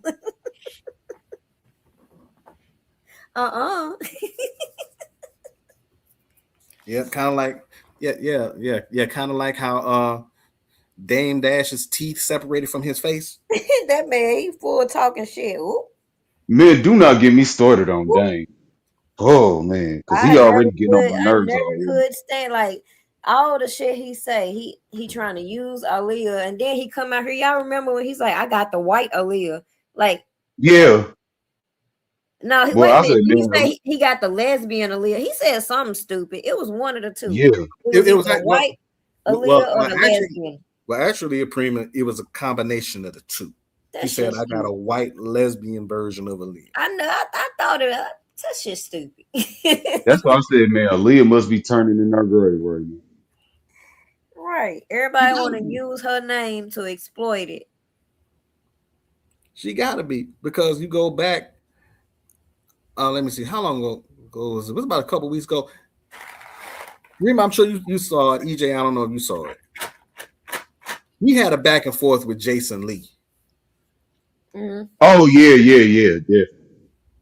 And he was talking about how he had a crash out on Jason Lee, talking about telling Jason Lee, "You don't know Aaliyah. You don't know Aaliyah like I know. That was my girl. That was this. That was my girl. You don't know. You were just a fan. You Exactly. met Aaliyah. I've been with her. I've been around her." And was telling me, and then he was telling everybody else. He said, "Well, when I said that statement, I was talking about her vibe and her vibe. Really," he said, "I wasn't talking about musically, dude. When you say you got like the white lesbian version of Aaliyah, the first people they're gonna think about is music. The first thing they're gonna think about is musically. Right. They're not gonna think about no vibe or anything else. They're gonna think about about her musically and how she performs. That's what they're gonna remember." Right. And all the time she jumped up there talking about, "Well, I did it well," and saying that how he separated himself from Jay-Z and R. Kelly because he did business with R. Kelly. Not to mention, but never mind the fact that you were in a damn video with Jay-Z on Change of Faces All of My Days, and that was like 97. Mm-hmm. Never mind the fact that you was, and then probably the most stupidest statement that he's ever said was the fact that Aaliyah told him, "I could be in a video, but just don't be in any shots with him." Right. Right. And that was in the Fiesta video. How the hell you gonna tell somebody that you can't be not to be in any shots with the video, especially if it's a dude that y'all said had R-worded or S8 her at that point? Right. And not only that, he was in the So Sexy music video with Twista and me. Oh, I was about to get into that one because that might be the most blasphemous one of them all. Because when So Sexy came out, Aaliyah had died in 2001. The video came out in 2004. Mm-hmm. That was 3 years after she died. Not only that, the Brat was in the video, and the Brat was a bus driver. Mm-hmm. Hey, and did y'all notice the Brat girlfriend, Big Booty Judy? She was doing the R. Kelly challenge just not too long ago. Yep. Last week or so. That's what I be saying. These I people heard about scared. that. I just didn't see it. They scared to come out here and stand on right from wrong and principle. And what I notice is even when we see all these interviews and stuff happening, you will see real people who hold these celebrities accountable and be on their ass and be like, "You lying," and this and that. But then you'll watch so-called content creators come and fuel these narratives. Yeah, Dame Dash went off on R. Kelly, like all that goofy ass shit. So as far as Deborah asks, Prima, I want to know how you and Dana can have more proof of R. Kelly innocence than the FBI, Homeland Security, and all these Oh, other. you son of a bitch. What the hell? What happened? Oh, well, my opinion, because they don't want to. That's not their job. Homeland Security ain't here to prove his innocence. They came based on the information they were supplied with. Their job, in my opinion, was to corroborate said information. Just like it came to what the attorneys in defense of R. Kelly were saying with the prosecutors withholding information that could have benefited his defense. Why would they give us information to the public to let you know that, hey, this ain't making no sense the way they forming these charges? Because it goes back to this RICO. How are you gonna sit here and charge this man for a RICO and not charge the enterprise? Go over here and tell the jury, oh well, they don't necessarily have to be on it, like all that stupid shit to play with the words to get away from the fact that enterprise you would think is criminal. So how you gonna come back in and say, well, it ain't necessarily have to be criminal? That's justifying why y'all trying to take this man's shit. Mm-hmm. Yep. And They also, wasn't trying to prove he was innocent, just like I'm saying about the so-called defense. They were ineffective in fighting for their client aggressively as they should have been. yep. And also too, let us not forget who we actually are dealing with in regards to all this, because obviously the big connection is Sony, because because Michael Jackson and Sony had been beefing forever. And Michael Jackson was set to be, if he wasn't already, the majority shareholder of Sony. And because of that, obviously we all know the huge success of the Michael movie. And now we've got the hashtag cancel Netflix, because they want to come out here and do a hit piece on him called The Verdict, which I think is very ironic, and the timing couldn't be more suspect than the way they came out here and tried to pull this off. Because everything that I have heard people talk about in regards to Michael Jackson, how this whole thing going, everything that's being said, you can immediately apply it right to R. Kelly. Right. And they like to double dip. They can be a part of profiting off of the brand and scandalizing it. Because look at how music has transitioned from actually buying records and buying hard copies of things. Now you got the streaming. So as far as they concerned, put the scandal out there, put the good out there. People gonna watch it. It don't matter. That's my opinion. Because that's what we saw with R. Kelly. The same conglomerate that was behind surviving R. Kelly and all that are the same people profiting from all of this. Then had the audacity to tell us we enabled R. Kelly, or we were aware of all the shit that allegedly was going on, and we still support his music, so we wrong. Right. So I'm gonna say this, shout out to my boy Black CEO, because Black CEO had a live that he did I think about a year or two ago. And when he talked about all the people talk about, well, we all knew R. Kelly was out here doing with all these other underage girls, and this, that, and the third. Man, and Black CEO said, okay, so y'all, so you mean to tell me y'all knew he was up there with a Bentley at the school, picking up little kids, and y'all ain't do nothing. Principal ain't do nothing. Nobody said anything at all whatsoever. But y'all all knew about it, but y'all ain't. But y'all were just. But y'all just turned one blind eye.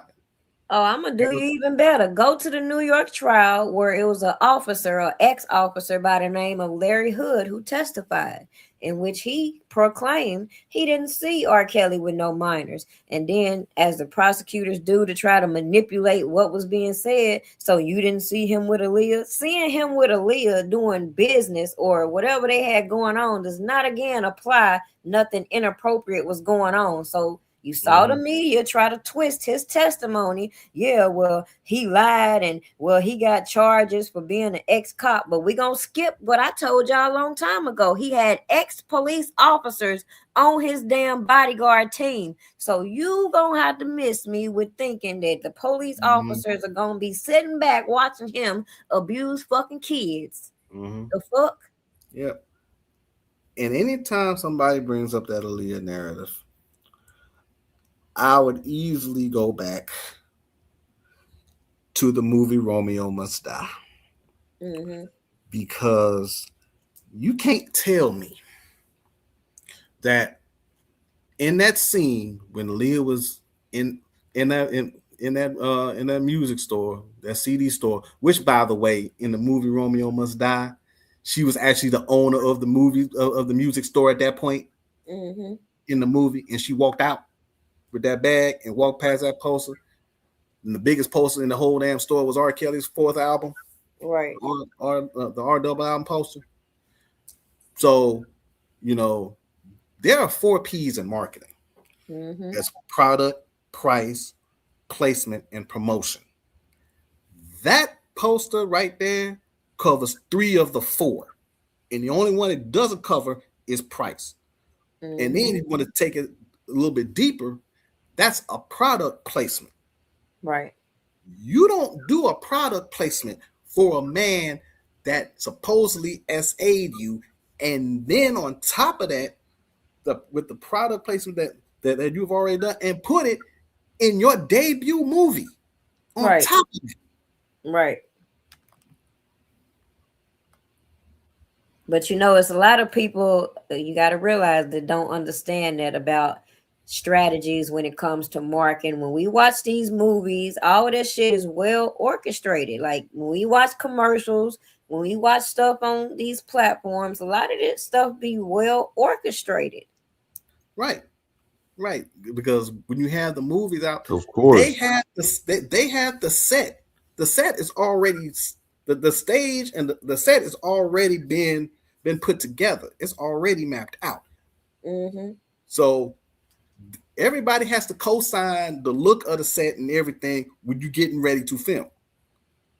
So why would you have a poster of a man that supposedly did all these nefarious things, and that poster be right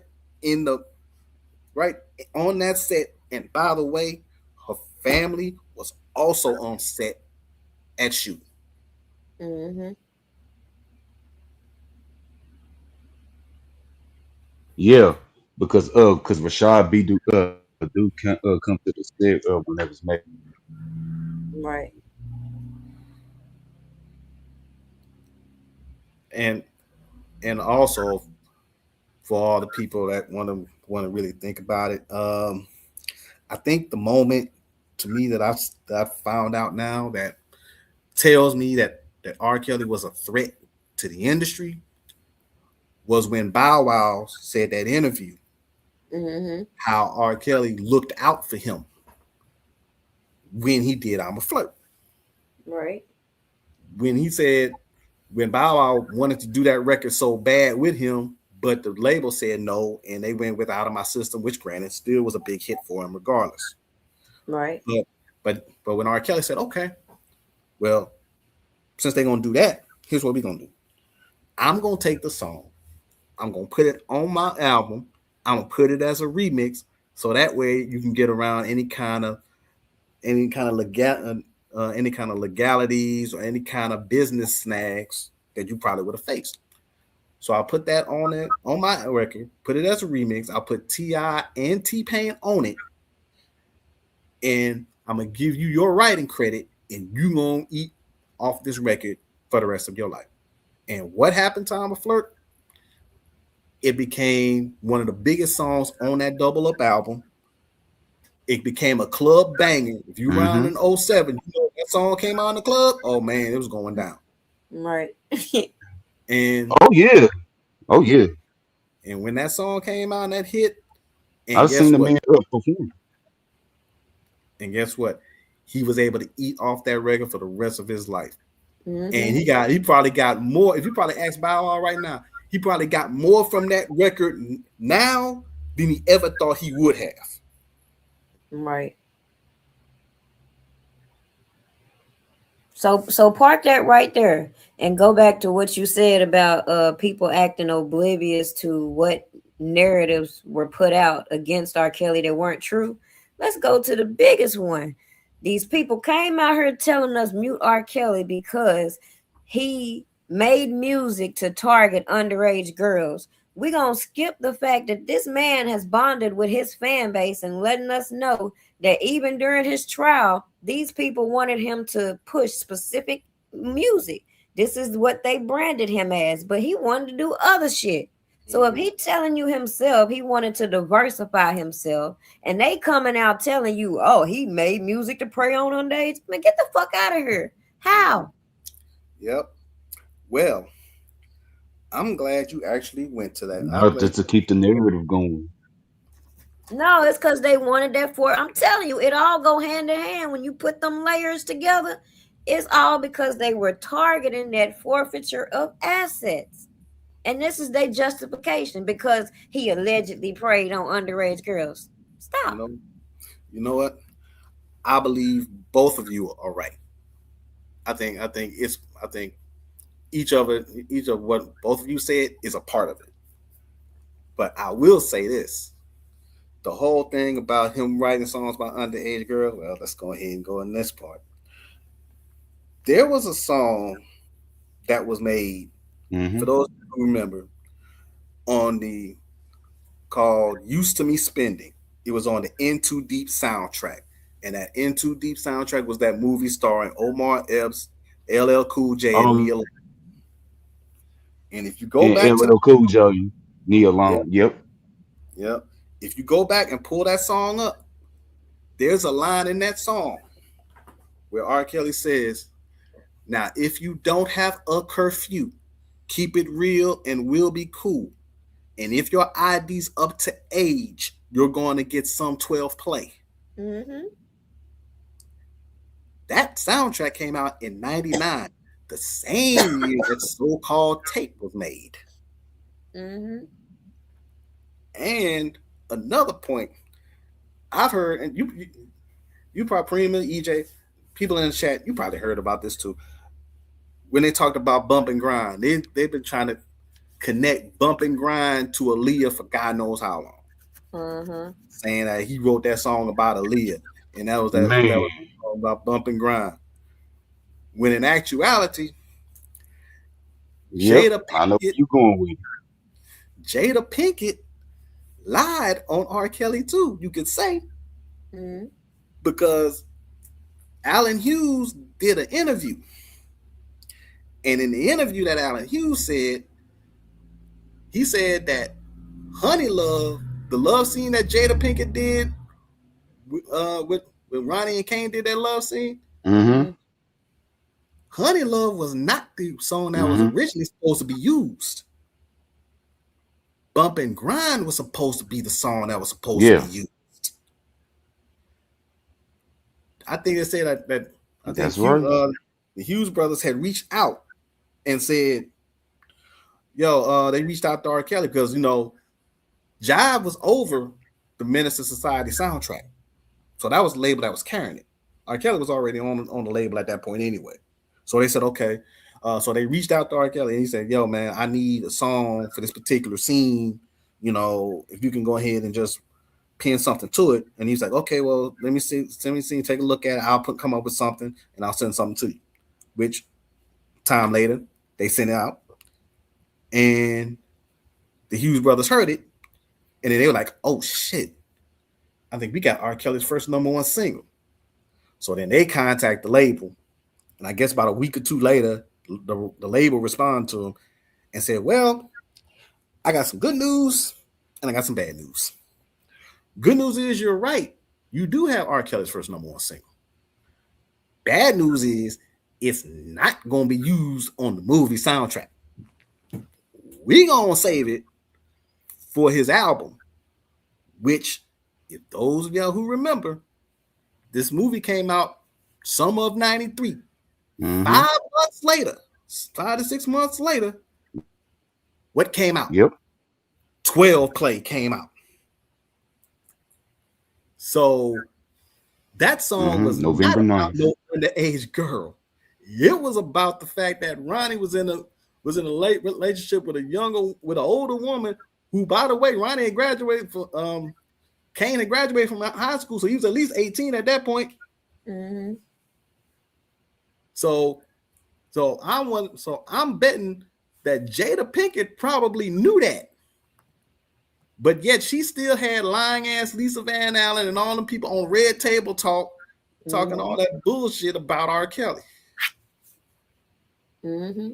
Yeah. So Have you noticed all the? It's just Oh, seemed and like not only that, Josh, let's not forget they you go ahead.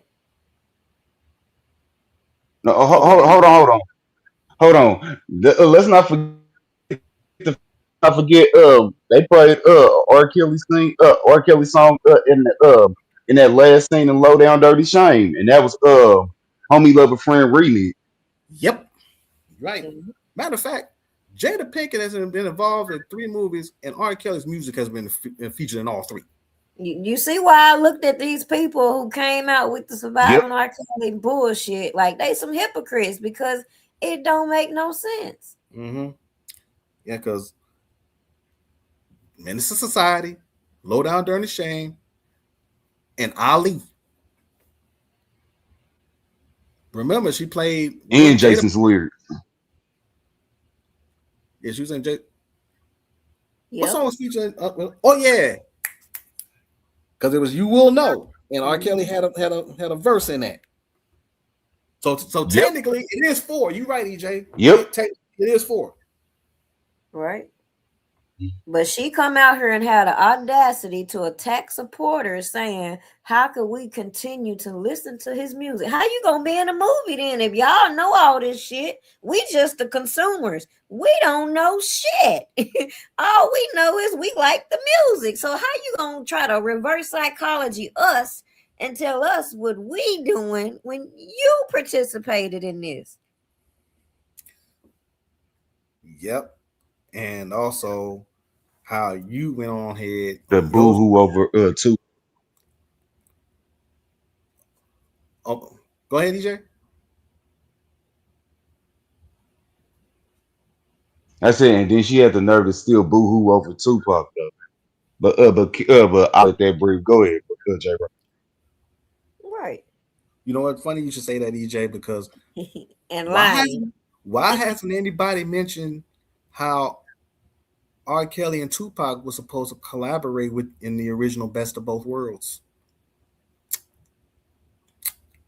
Because unfortunately he passed away, so I that can was only just, imagine. you know. Then he ended up with Jay-Z, monkey ass. The fuck. Mm-hmm.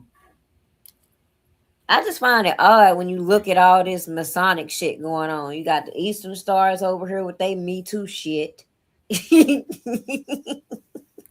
And then you got the so-called brotherhood sitting out here doing the same shit they want to try to condemn R. Kelly for. Like all these people trying to come out now and this polygamous and all this shit, but it's wrong for R. Kelly. Well, Prima, since you brought that up, how about this? There was a sorority that was linked to a prostitution ring. Man. At a HBCU. You can pull this up. And I believe the name of the school was Fort Valley State in Georgia. And there was some people that was involved. And I'm talking about it. These weren't like, students or like juniors and seniors that thought, no, these like administrators that was involved in this. Matter of fact, hold on. Hold on. It say 5 people were indicted. I think it was at least 5. It might have been more. Hold on. 7 people accused in scandal at Fort Valley State. Oh, hell no. See, that's why I be skeptical about this type of shit. Hold on. Let me share my screen. How do that?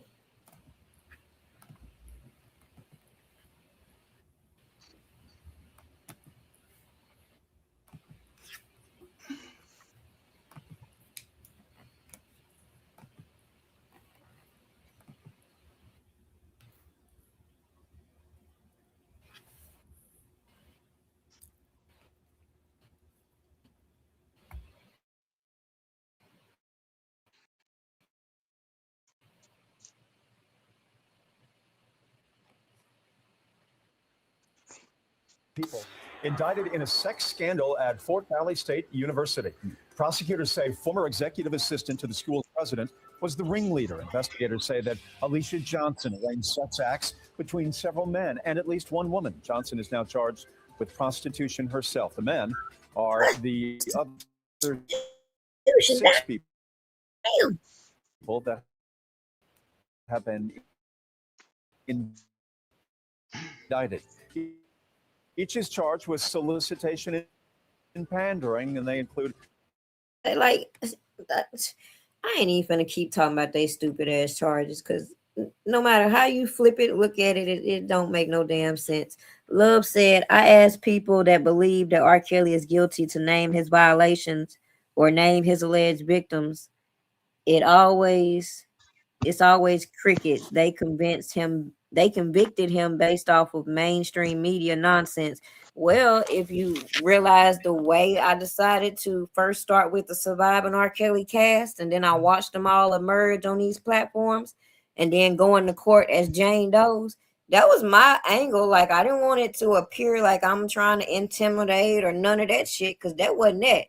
The point was to document so that the people who come back and review can realize, how the fuck would I know all of these so-called bad act witnesses if they wasn't out here doing all this goofy shit publicly on these platforms that's stupid and his motherfucking ineffective counsel should have got on top of instead of playing on YouTube. The fuck?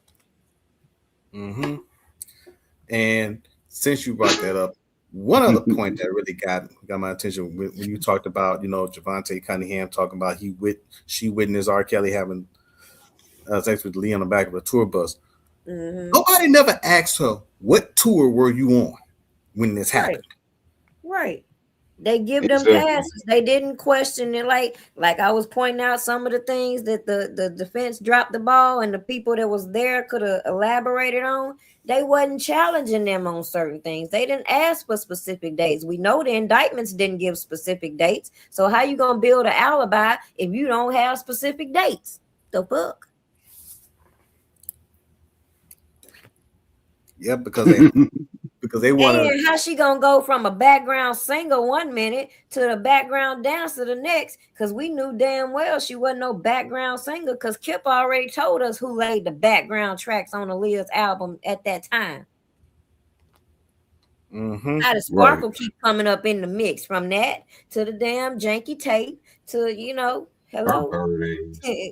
Just put all the pieces together. All this shit just revealed and exposed all them lying ass narratives they came out here manifesting.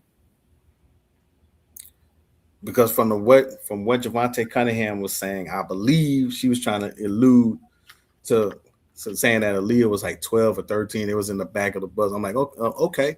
If that was the case, like I said, she never mentioned what tour that she was on, that tour when that was happening, because R. Kelly's tour in 1992 that I remember was when he was on tour, on a promo tour with Gerald Levert.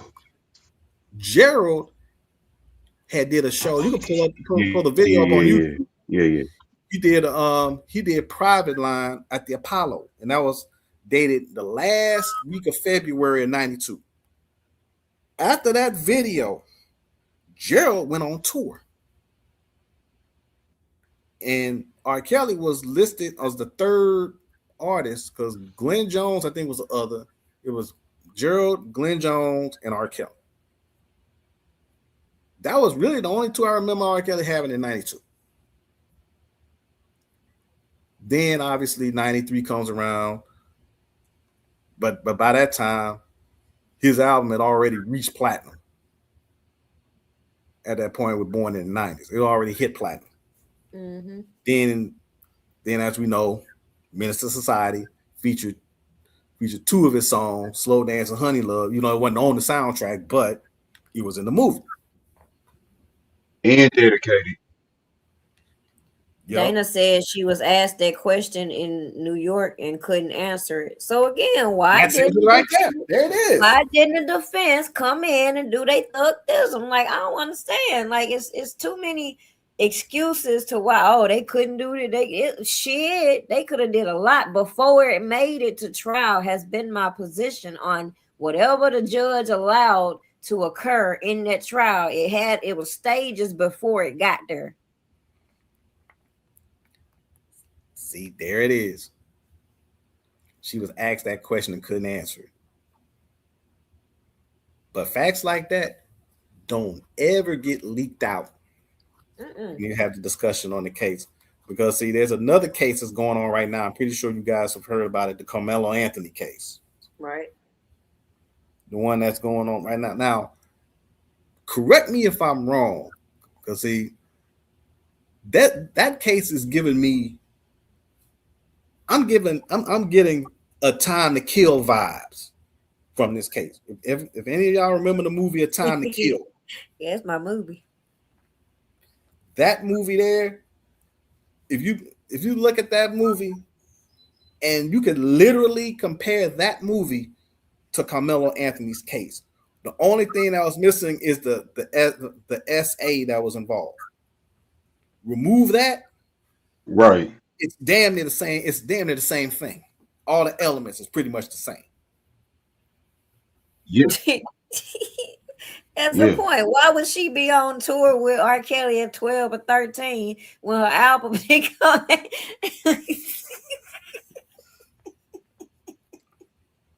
This shit don't make no sense. It sure don't. Oh, sure, That don't sure make don't. no sense. What's she gonna be touring? What is she touring if Mhm. the album wasn't done? Oh wait, because he met her at 12 or 13. We gonna embellish this bullshit ass story and let this motherfucker get on the stand and man, get the fuck out of here. Shit's stupid. Yeah. Now Dana kind of disagreed with me. He said that he doesn't think Yeah. he thinks it's more like the Rodney King trial than a Time to Kill. Rodney King. Mm.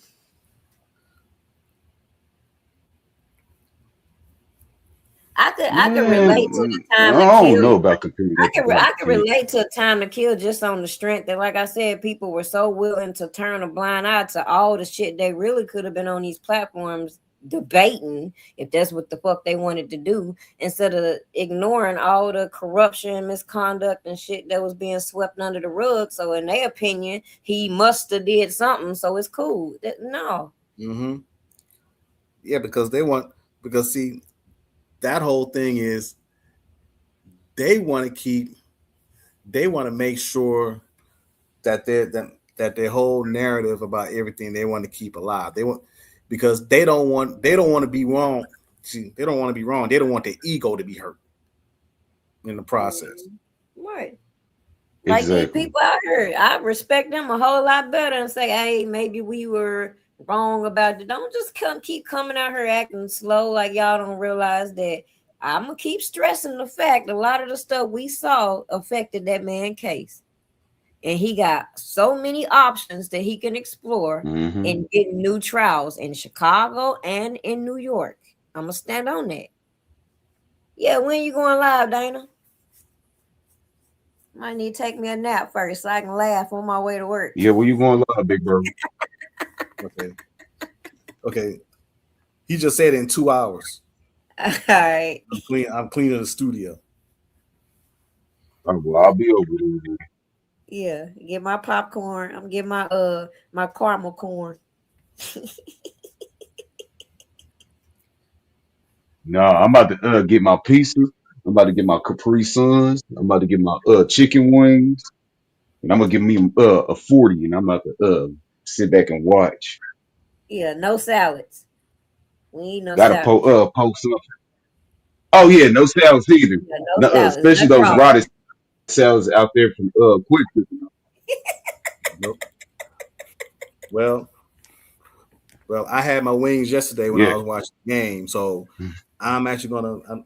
I think I'm gonna get some fish this time. I'm gonna get my fish, maybe a little shrimp on the side, and then just go from there. Mm-hmm. So I had my grub and everything. Yeah, that's right, Prima. I gotta hit you back on when I gotta get my cookies again. I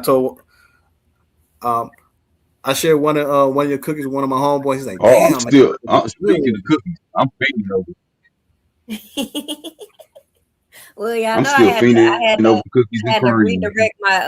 redirect my website because last time you told me EJ something was wrong with my site. I was like, wait a minute, I just got some orders, so I went and checked it out. Somebody done bought my goddamn URL. I don't know what kind of janky shit. That's what I be saying. I don't know if you got my email or not, J Rock, Yeah, but if you do, that's why I you had do. to call that error. Yeah, this shit's stupid as fuck. They be hacking my email. That's why I don't provide my email anymore. Because if I put that shit out here, something mysterious gonna happen, and it's just gonna be a coincidence to everybody. Because they don't give a shit. But Hey, I ain't got time to keep making no emails and keep rearranging my business and shit because these people out here crazy. But you said you do have my email, J Rock? Okay. That's why I had to point out. Okay. Well, I just put my email in the private chat. So you can just send me the link to your email at that point. Okay. I'm gonna hold on right down. Yeah, I'll email you directly. That's how I gotta handle that. Either you send me a message on social media and I get with you, or we figure out a better way so I could communicate with you offline. Okay. Jason Fisher's asked a question. He said, "What about the Azriel Yeah, Clary lie?" DJ. What? Huh? That's a question that Jason Fisher asked. What about the Azriel Clary lie? I think he's talking about Azriel. Which one? She sold a lot of. Yeah. You might be a little bit more specific. Yeah, which one? Because like I said, if I knew from the jump that they put her in that paperwork and didn't know if she was cooperating or not, and we watched a whole lot of janky shit, hey, stand on why when it comes out that information was being leaked, this and that was going on, and the defense didn't do shit about it. The fuck?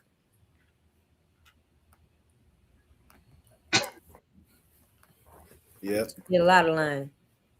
Talking about she ate some shit out of cup. Man, you don't stop watching YouTube, that goofy ass shit. You ain't eat no goddamn shit out of no cup. That's that Dubai shit. That probably what she went over there and did. She know good and damn well. Man, stop playing. Then people on here talking about, yeah, they showed a That's talking video. about some Man, I don't care if you talking about some people over here playing in this and playing in that. You know damn well when we talking about them tapes, what tapes we talking about. Mm-hmm. Yeah, and the mastermind behind all those doggone tapes was an extortionist. Exactly. To the highest degree. Mm-hmm. Oh, I'm sorry. We need to mention the fact that the extortionists also had political aspirations for the White House too. We got talking about he gonna be the president. You don't sit your motherfucking ass down somewhere. Then how you gonna try to extort Trump? Like everybody, they could recognize he tried to extort everybody else except R. Kelly. The minute I start comparing it, oh, she's talking about conspiracies. How is it a conspiracy? Because he was extorting or trying to shake down. Let's put it in proper terms. He was sent in my opinion, to shake down the golden goose. And it seemed like to me, a lot of people started feeling some type of way because they couldn't hit that slot machine and get that cash cow money. They start letting other people use them to facilitate what they was trying to get out the whole ordeal. And people want to selectively skip around. Even the opportunists who came in had they sights on certain shit that they wanted to profit for. Mm-hmm. But I wasn't going to be in the midst of it. I tell you that. Mm-hmm. I know that. Yeah. And also the person who I mentioned earlier, Daryl Baby Powder Johnson, who was seen by Greenberg, was also kicking it with Michael Avenatti too. We saw the pictures going on about they ran up on each other at some restaurant talking about they was all buddy and shit. Like how? What the hell going on here? How is your crisis manager kicking it with the dude that's trying to convict him, the prosecutor that's trying to kick them? And how many? I'm trying to remember how many clients from this people that he was supposed to be representing against R. Kelly. I think wasn't it at least 3? Mm-hmm. And for anybody who thought everybody thinking like, well, y'all just coming up with conspiracy. Okay. Go back to the CBS This Morning interview when Jerika Duncan interviewed Michael Avenatti. Mm-hmm. You're going to see Michael Avenatti. Jerika Duncan handled Michael Avenatti's interview with kid gloves. Right. And you're also going to see that right after that interview, you brought in the hairdresser, the hair braider. I'm sorry, the hair braider, who said said that R. Kelly did this, that, and the third to her, and then said that she got a T-shirt with his DNA on it. Right. And you saved that shit for how long? Right. And Geronda, not only her, but Geronda Pace. So you mean tell me you think we the people that's stupid to think that you had a shirt from 2009, you took it to the prosecutors, they gave it back to your ass, some more years passed, you give the same shit to some more prosecutors, and all of a sudden it's credible. Let's stop. This shit just too stupid to me. Like, what are we talking about here?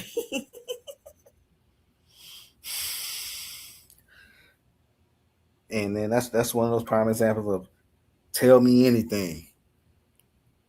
And like the late great Robin Harris once said when he told when he was talking about fat women, they're talking about that's why I love a fat that's why I love an ugly woman. Ugly woman, you can tell them anything. Say, hey, bitch, I'm going to the moon. I'll be back in a couple days. Will you be careful? Right. You don't want nothing to happen to you. But please don't call me a bitch in front of the kids. All right, ho, I'll be back. Damn. Right. I mean, I ain't gonna lie. These people that claim they were here to help, they would have impressed me if they had got the janky PI to go and investigate where all these shell companies that profited off of keeping R. Kelly down, as they say, if he would have tracked them as quick as he wanted to get on YouTube beefing with motherfuckers, if they had got him to investigate who was giving money to people like these producers and all these non-profits that came about, why these so-called hostages they presented to the public out here getting PPP loans and shit. It's a lot of avenues we could have went down to dispute what we saw, but they wanted to keep us beefing and distracting about shit. Yep.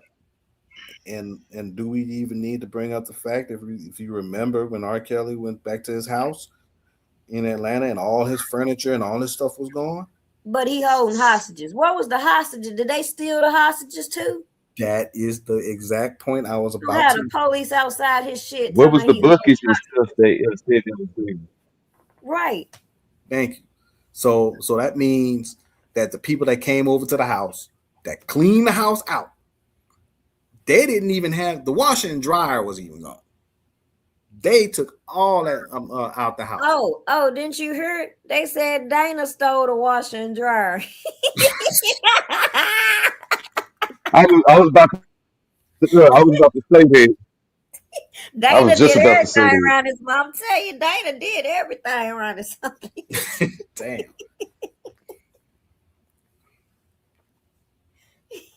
So how is R. Kelly supposed to knock these women between the wash and the dryer if there's no wash and the dryer to knock them in between? Right. And peep the distortion. Now they went from saying people had to piss in buckets and shit, and then they wanted to skip the real story was, let's say that they were traveling or on, doing something, and R. Kelly didn't like to fly, so they did a lot of traveling on the road. So let's say they might have had to use the bathroom, and they had to use it in a bottle or whatever the case may be. They would take a situation like that. He making them piss in buckets. Get the fuck out of here. Yeah, they need to stop. Yeah, they know they got that from that movie Taken. It's just stupid.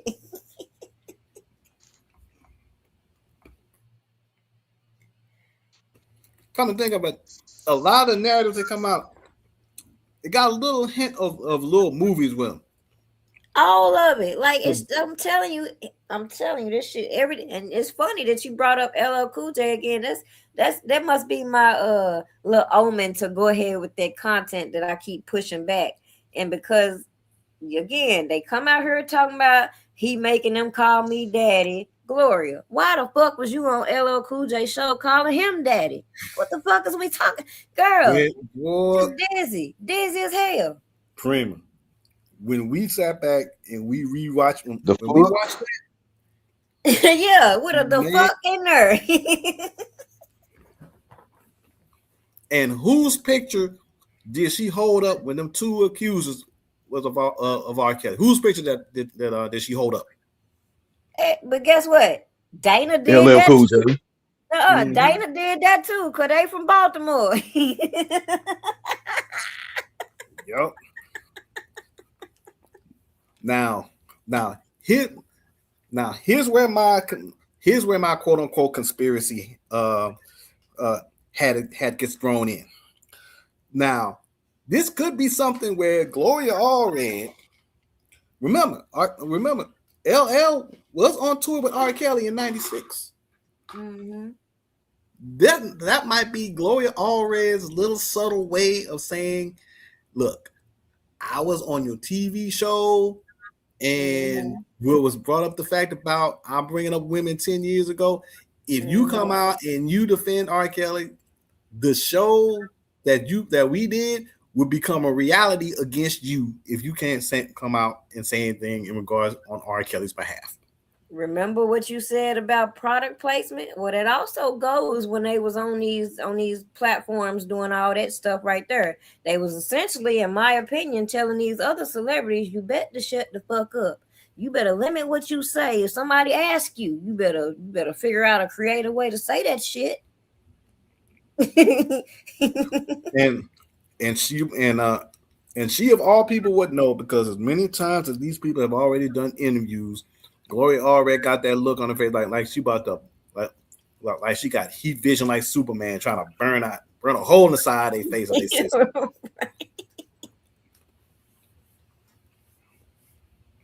Oh shit. Yeah, she done prepared the speech, typed it up, gave it to him, and now she finna eye your ass down. And then if you start fucking up, she gonna throw that hand on your shoulder. Mm-hmm. Which begs another question. What happened to the dude that turned around and said that he was looking for an NBA Finals tape, but turned around he found a R. Kelly sex tape? Whatever happened to that dude? Wait. MIA. That's a good question. Her clients. Wait, all these people come out saying this stuff. Now all of a sudden they disappear. You don't even know where they at now. I got something better. All these people don't know each other. How did they all collectively start collecting the same attorneys? You got Michael Avenatti with his group, Gloria Allred over here with her group, but they don't know each other. They don't know each other though. They all can't be lying. They said, but they all running from the same fucking script. And Susan Logan being a third. The fuck? She started the ball, and that what had me tripping. You got the main witness, Demetrius, coming out here. Ow. Somebody took the first girl here, and then he come back and say, I took her. Hold on, pimpin'. you just exposed the plan. You the one who opened the door for these settlements. And then they the ones want to come out here and start manufacturing this so-called history based off y'all shit. So if you go back to R. Kelly's first trial in that time period, what did his attorney say? The ATM is closed. He ain't doing no more settlements. Huh? Mm-hmm. Put two and two together. I ain't doing no more settlements. So they got to get a little more creative now, don't they? Yep. You got to figure out another way to get to see where the bread won't come from, because you can't use that particular avenue because that particular well has now dried up. Icing on the cake. Let's go back. I'm gonna keep going to these people with all the fucking help on these platforms because if y'all telling us people that he had limited resources, and then you come up with this genius idea to get some residuals in certain accounts, right? Then you bring your goofy ass on these platforms and you expose that shit. Who fucking shit up? Is it the people sitting back here watching it the same way the feds watch the shit? Or is it your motherfucking ass coming out here dropping dimes and shit? Let's go back to that Some Brother Love Company. Oh, they're not supposed to be. I don't give a fuck about none of the intent behind these people who came out with that song. When I said what I said, I meant it because of the shit they was putting on display. Even if R. Kelly had authorized them to do this and that, certain shit they came out here putting on public display was stupid as fuck. And then to sit there and skip by the feds sitting here saying R. Kelly hiding money, and you can go look this shit up. The feds kept insisting that R. Kelly was funneling money, especially when they were trying to insinuate that he was funneling money to pay off the witness. Then you got this other dude, Richard Arline, jump in the mix, trying to allegedly bribe the key witness in New York, and he become a fucking John Doe. What kind of stupid shit? This helped R. Kelly. Are you kidding me? And you want to know why the feds ain't put up nothing to help R. Kelly? Because they think he part of this shit. What are you talking about? Yep, you could say that. And also, too, if you really look at the way this whole thing has shaken out, I said before, they keep saying that this was all about young black women and girls. Now, we all know that's the biggest crock of shit we ever heard. We all know. And they always say, and they always bring that up, and I say, well, I told one person this, and it just messed their whole narrative up. I said, well, if it's supposed to be about young black women and girls, why is every move that's been strategically made and centered around this man's music catalog? Mm-hmm. And they act like they don't know what I was talking about. So then once I dig deep into it, which I actually came across something else I saw, because I actually had the CD Best of Both Worlds. I remembered that the Loveland album was supposed to be released in 2002, in that year that the tape was supposed that tape was leaked. It was going to be November of 2002, but obviously instead it was a Chocolate Factory album, which was about 3 months later. But the reason why I bring that up is because if it would have been Loveland and it would have happened in November, that would have been the 5th consecutive album that R. Kelly would have had released in the month of November over his career. Because 12 Play, the R. Kelly self-titled album, the R double album, TP2, and Loveland. That was 5 consecutive albums in the month of November that would have released. And you can best believe all 4 the first 4 was already multi-platinum. You know that one was going to be number 5 because the Chocolate Factory album debuted at number 1 when it came out. Yeah. It sounded like they was trying to sabotage, of course. The people had spoken on man, I could just they were imagine. going to continue to support the man, even though they tried to destroy him back in his first ordeal. That didn't work. Dan said, even put those. If you notice, look at the songs they put in Surviving R. Kelly. Do you think that shit is a coincidence? Placement. Hell no. And the people they had in it. Let's see. Torre. Well, we all know what's been going on with Torre lately. Torre already in hot water. Yeah, because Torre been.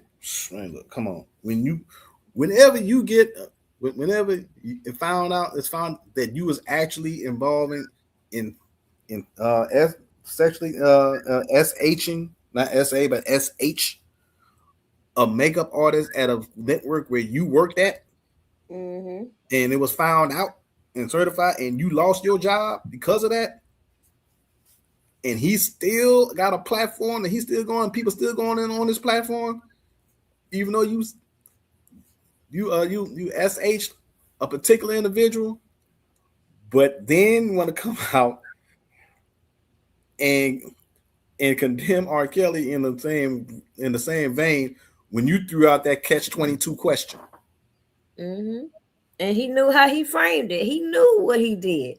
Yeah, that's equivalent to Charlemagne the God. How you gonna get your motherfucking ass on Surviving R. Kelly talking about you want to get away with grape a black girl? Oh, so you telling them what you did, huh?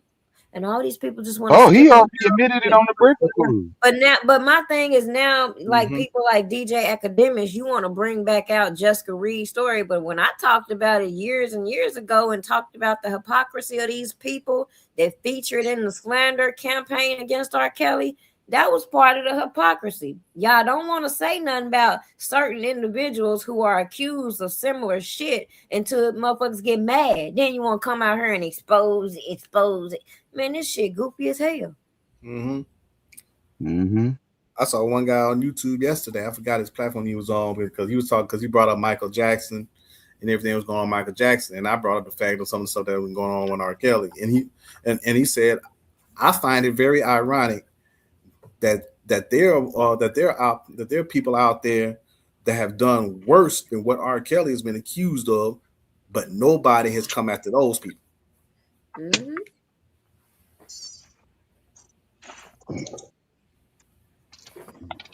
Gemini said, I said that back when I initially didn't want to watch the docuseries, but saw who's in it, like Charlemagne and Torre. I'm like, get the fuck out of here.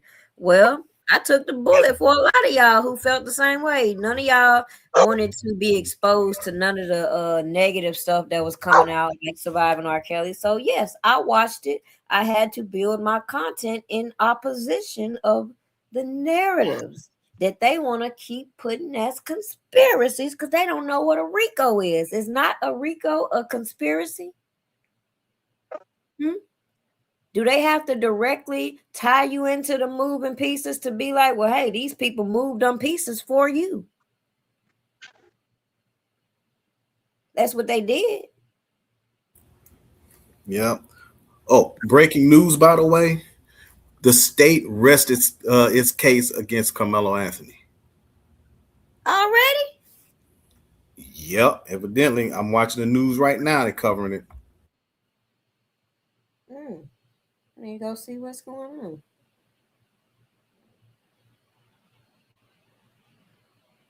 on. Well, anywho, anybody else got anything else they want to add to the conversation, or do y'all want to close out? Because I'm gonna get ready to lay down for a second before Dana go live. Mm-hmm. Oh, by the way, in case you want to know, also, cameras were not allowed in the courtroom at that trial. In Carmelo's, Right. it was a federal case. Actually, state. Really? Well, hold on. Let me double check because I don't want to be proven wrong.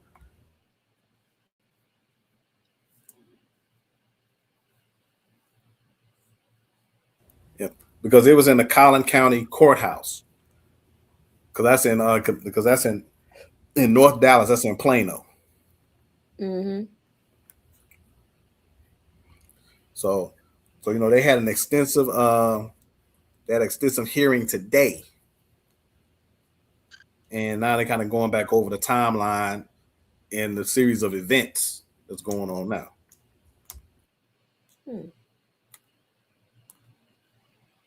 Gemini said a lot of people in that time didn't believe the women in the docuseries.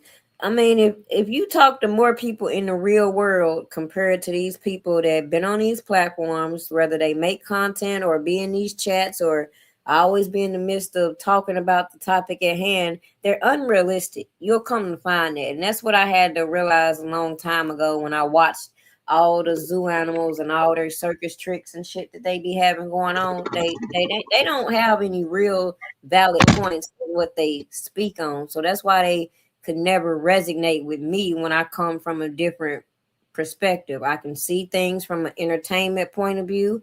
I could see things from people who believe this and that. And I could see things from y'all point of view that don't believe none of this shit.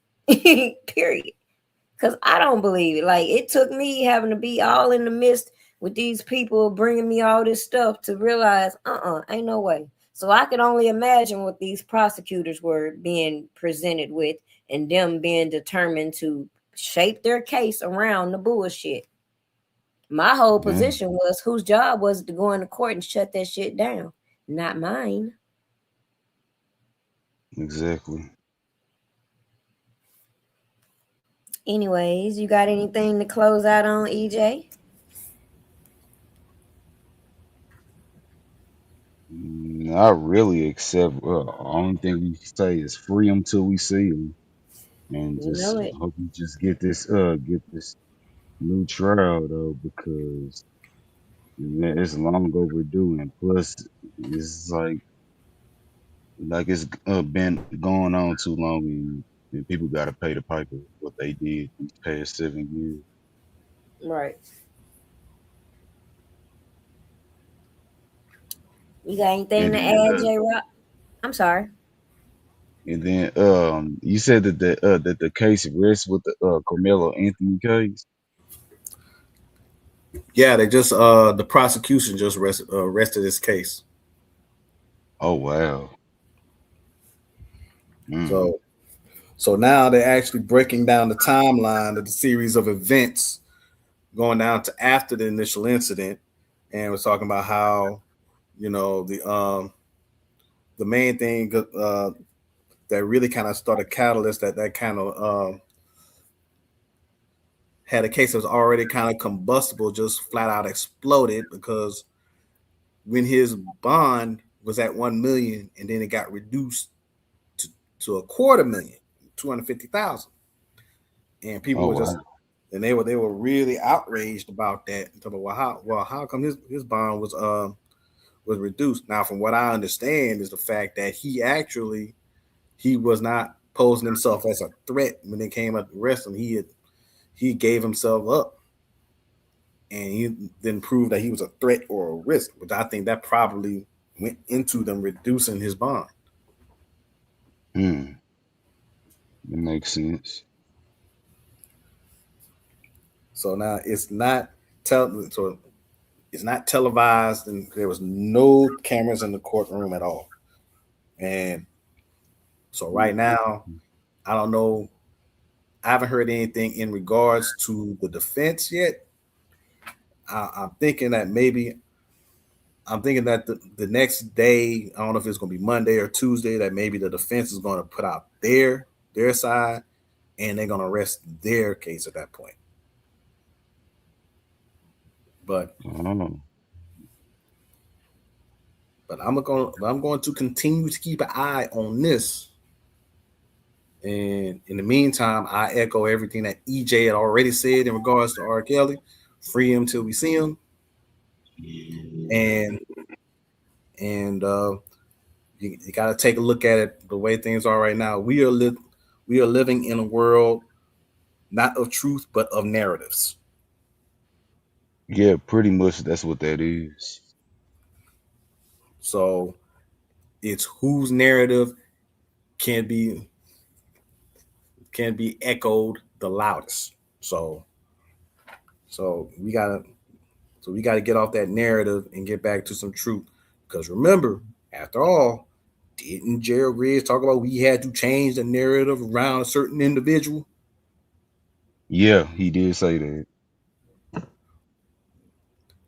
Why would you need to change the narrative on something that was supposed to be true anyway?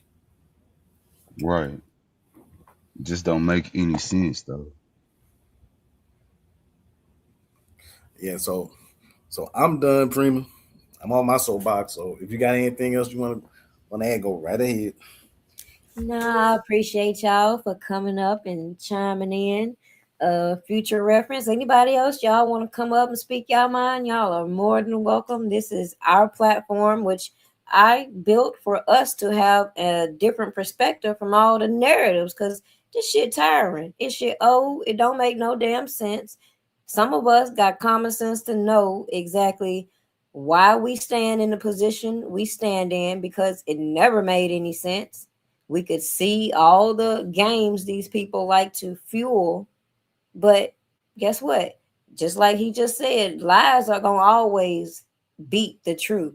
But I'm patient. I'm going to sit here and keep waiting. You feel me? With that being said, Mm. I'm going to play this last song on our way out. Again, I appreciate y'all. EJ and J Rock, I appreciate everybody in the chat. Y'all have a good one. Likewise. You too, y'all take it easy.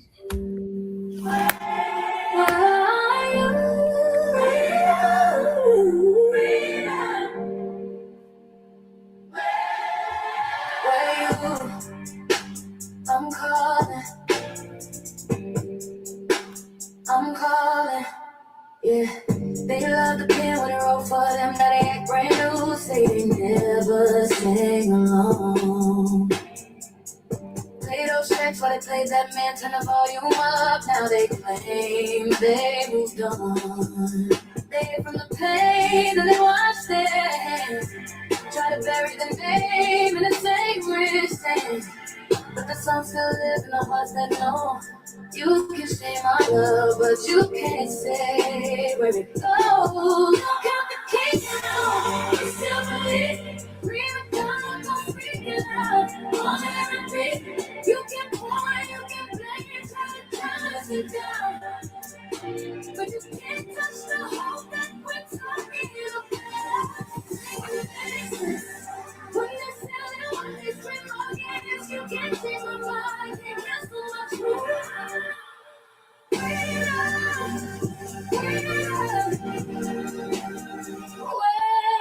are you? Say hush up, girl. Say his name like they didn't build mansions on the same. The flowers bad, left the thorn in place. Now they throwing stones, trying to hide their face. But I won't fold just to fit their script. I won't trade my voice for the politics. You can watch me stand when they won't be gone. Cause a real fan love never turns on and on. Don't count the king out. You still believe. Prima donna, don't speak it loud. On everything. You can pour, you can play, try to cross it down. But you can't touch the hope that we're talking about. When I say what they scream against, you can't take my mind, they cancel my truth. Freedom,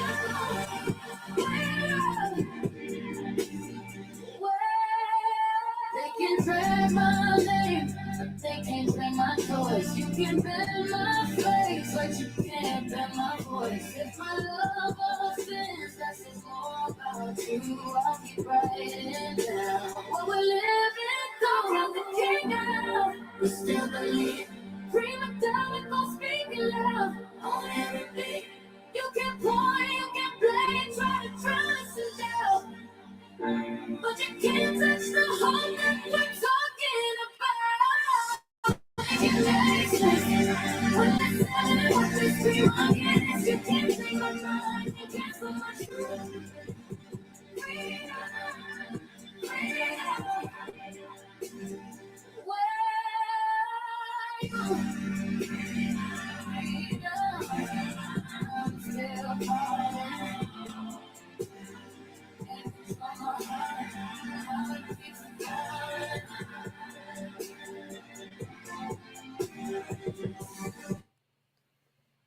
Y'all have a good one. Love y'all. See y'all on the next live.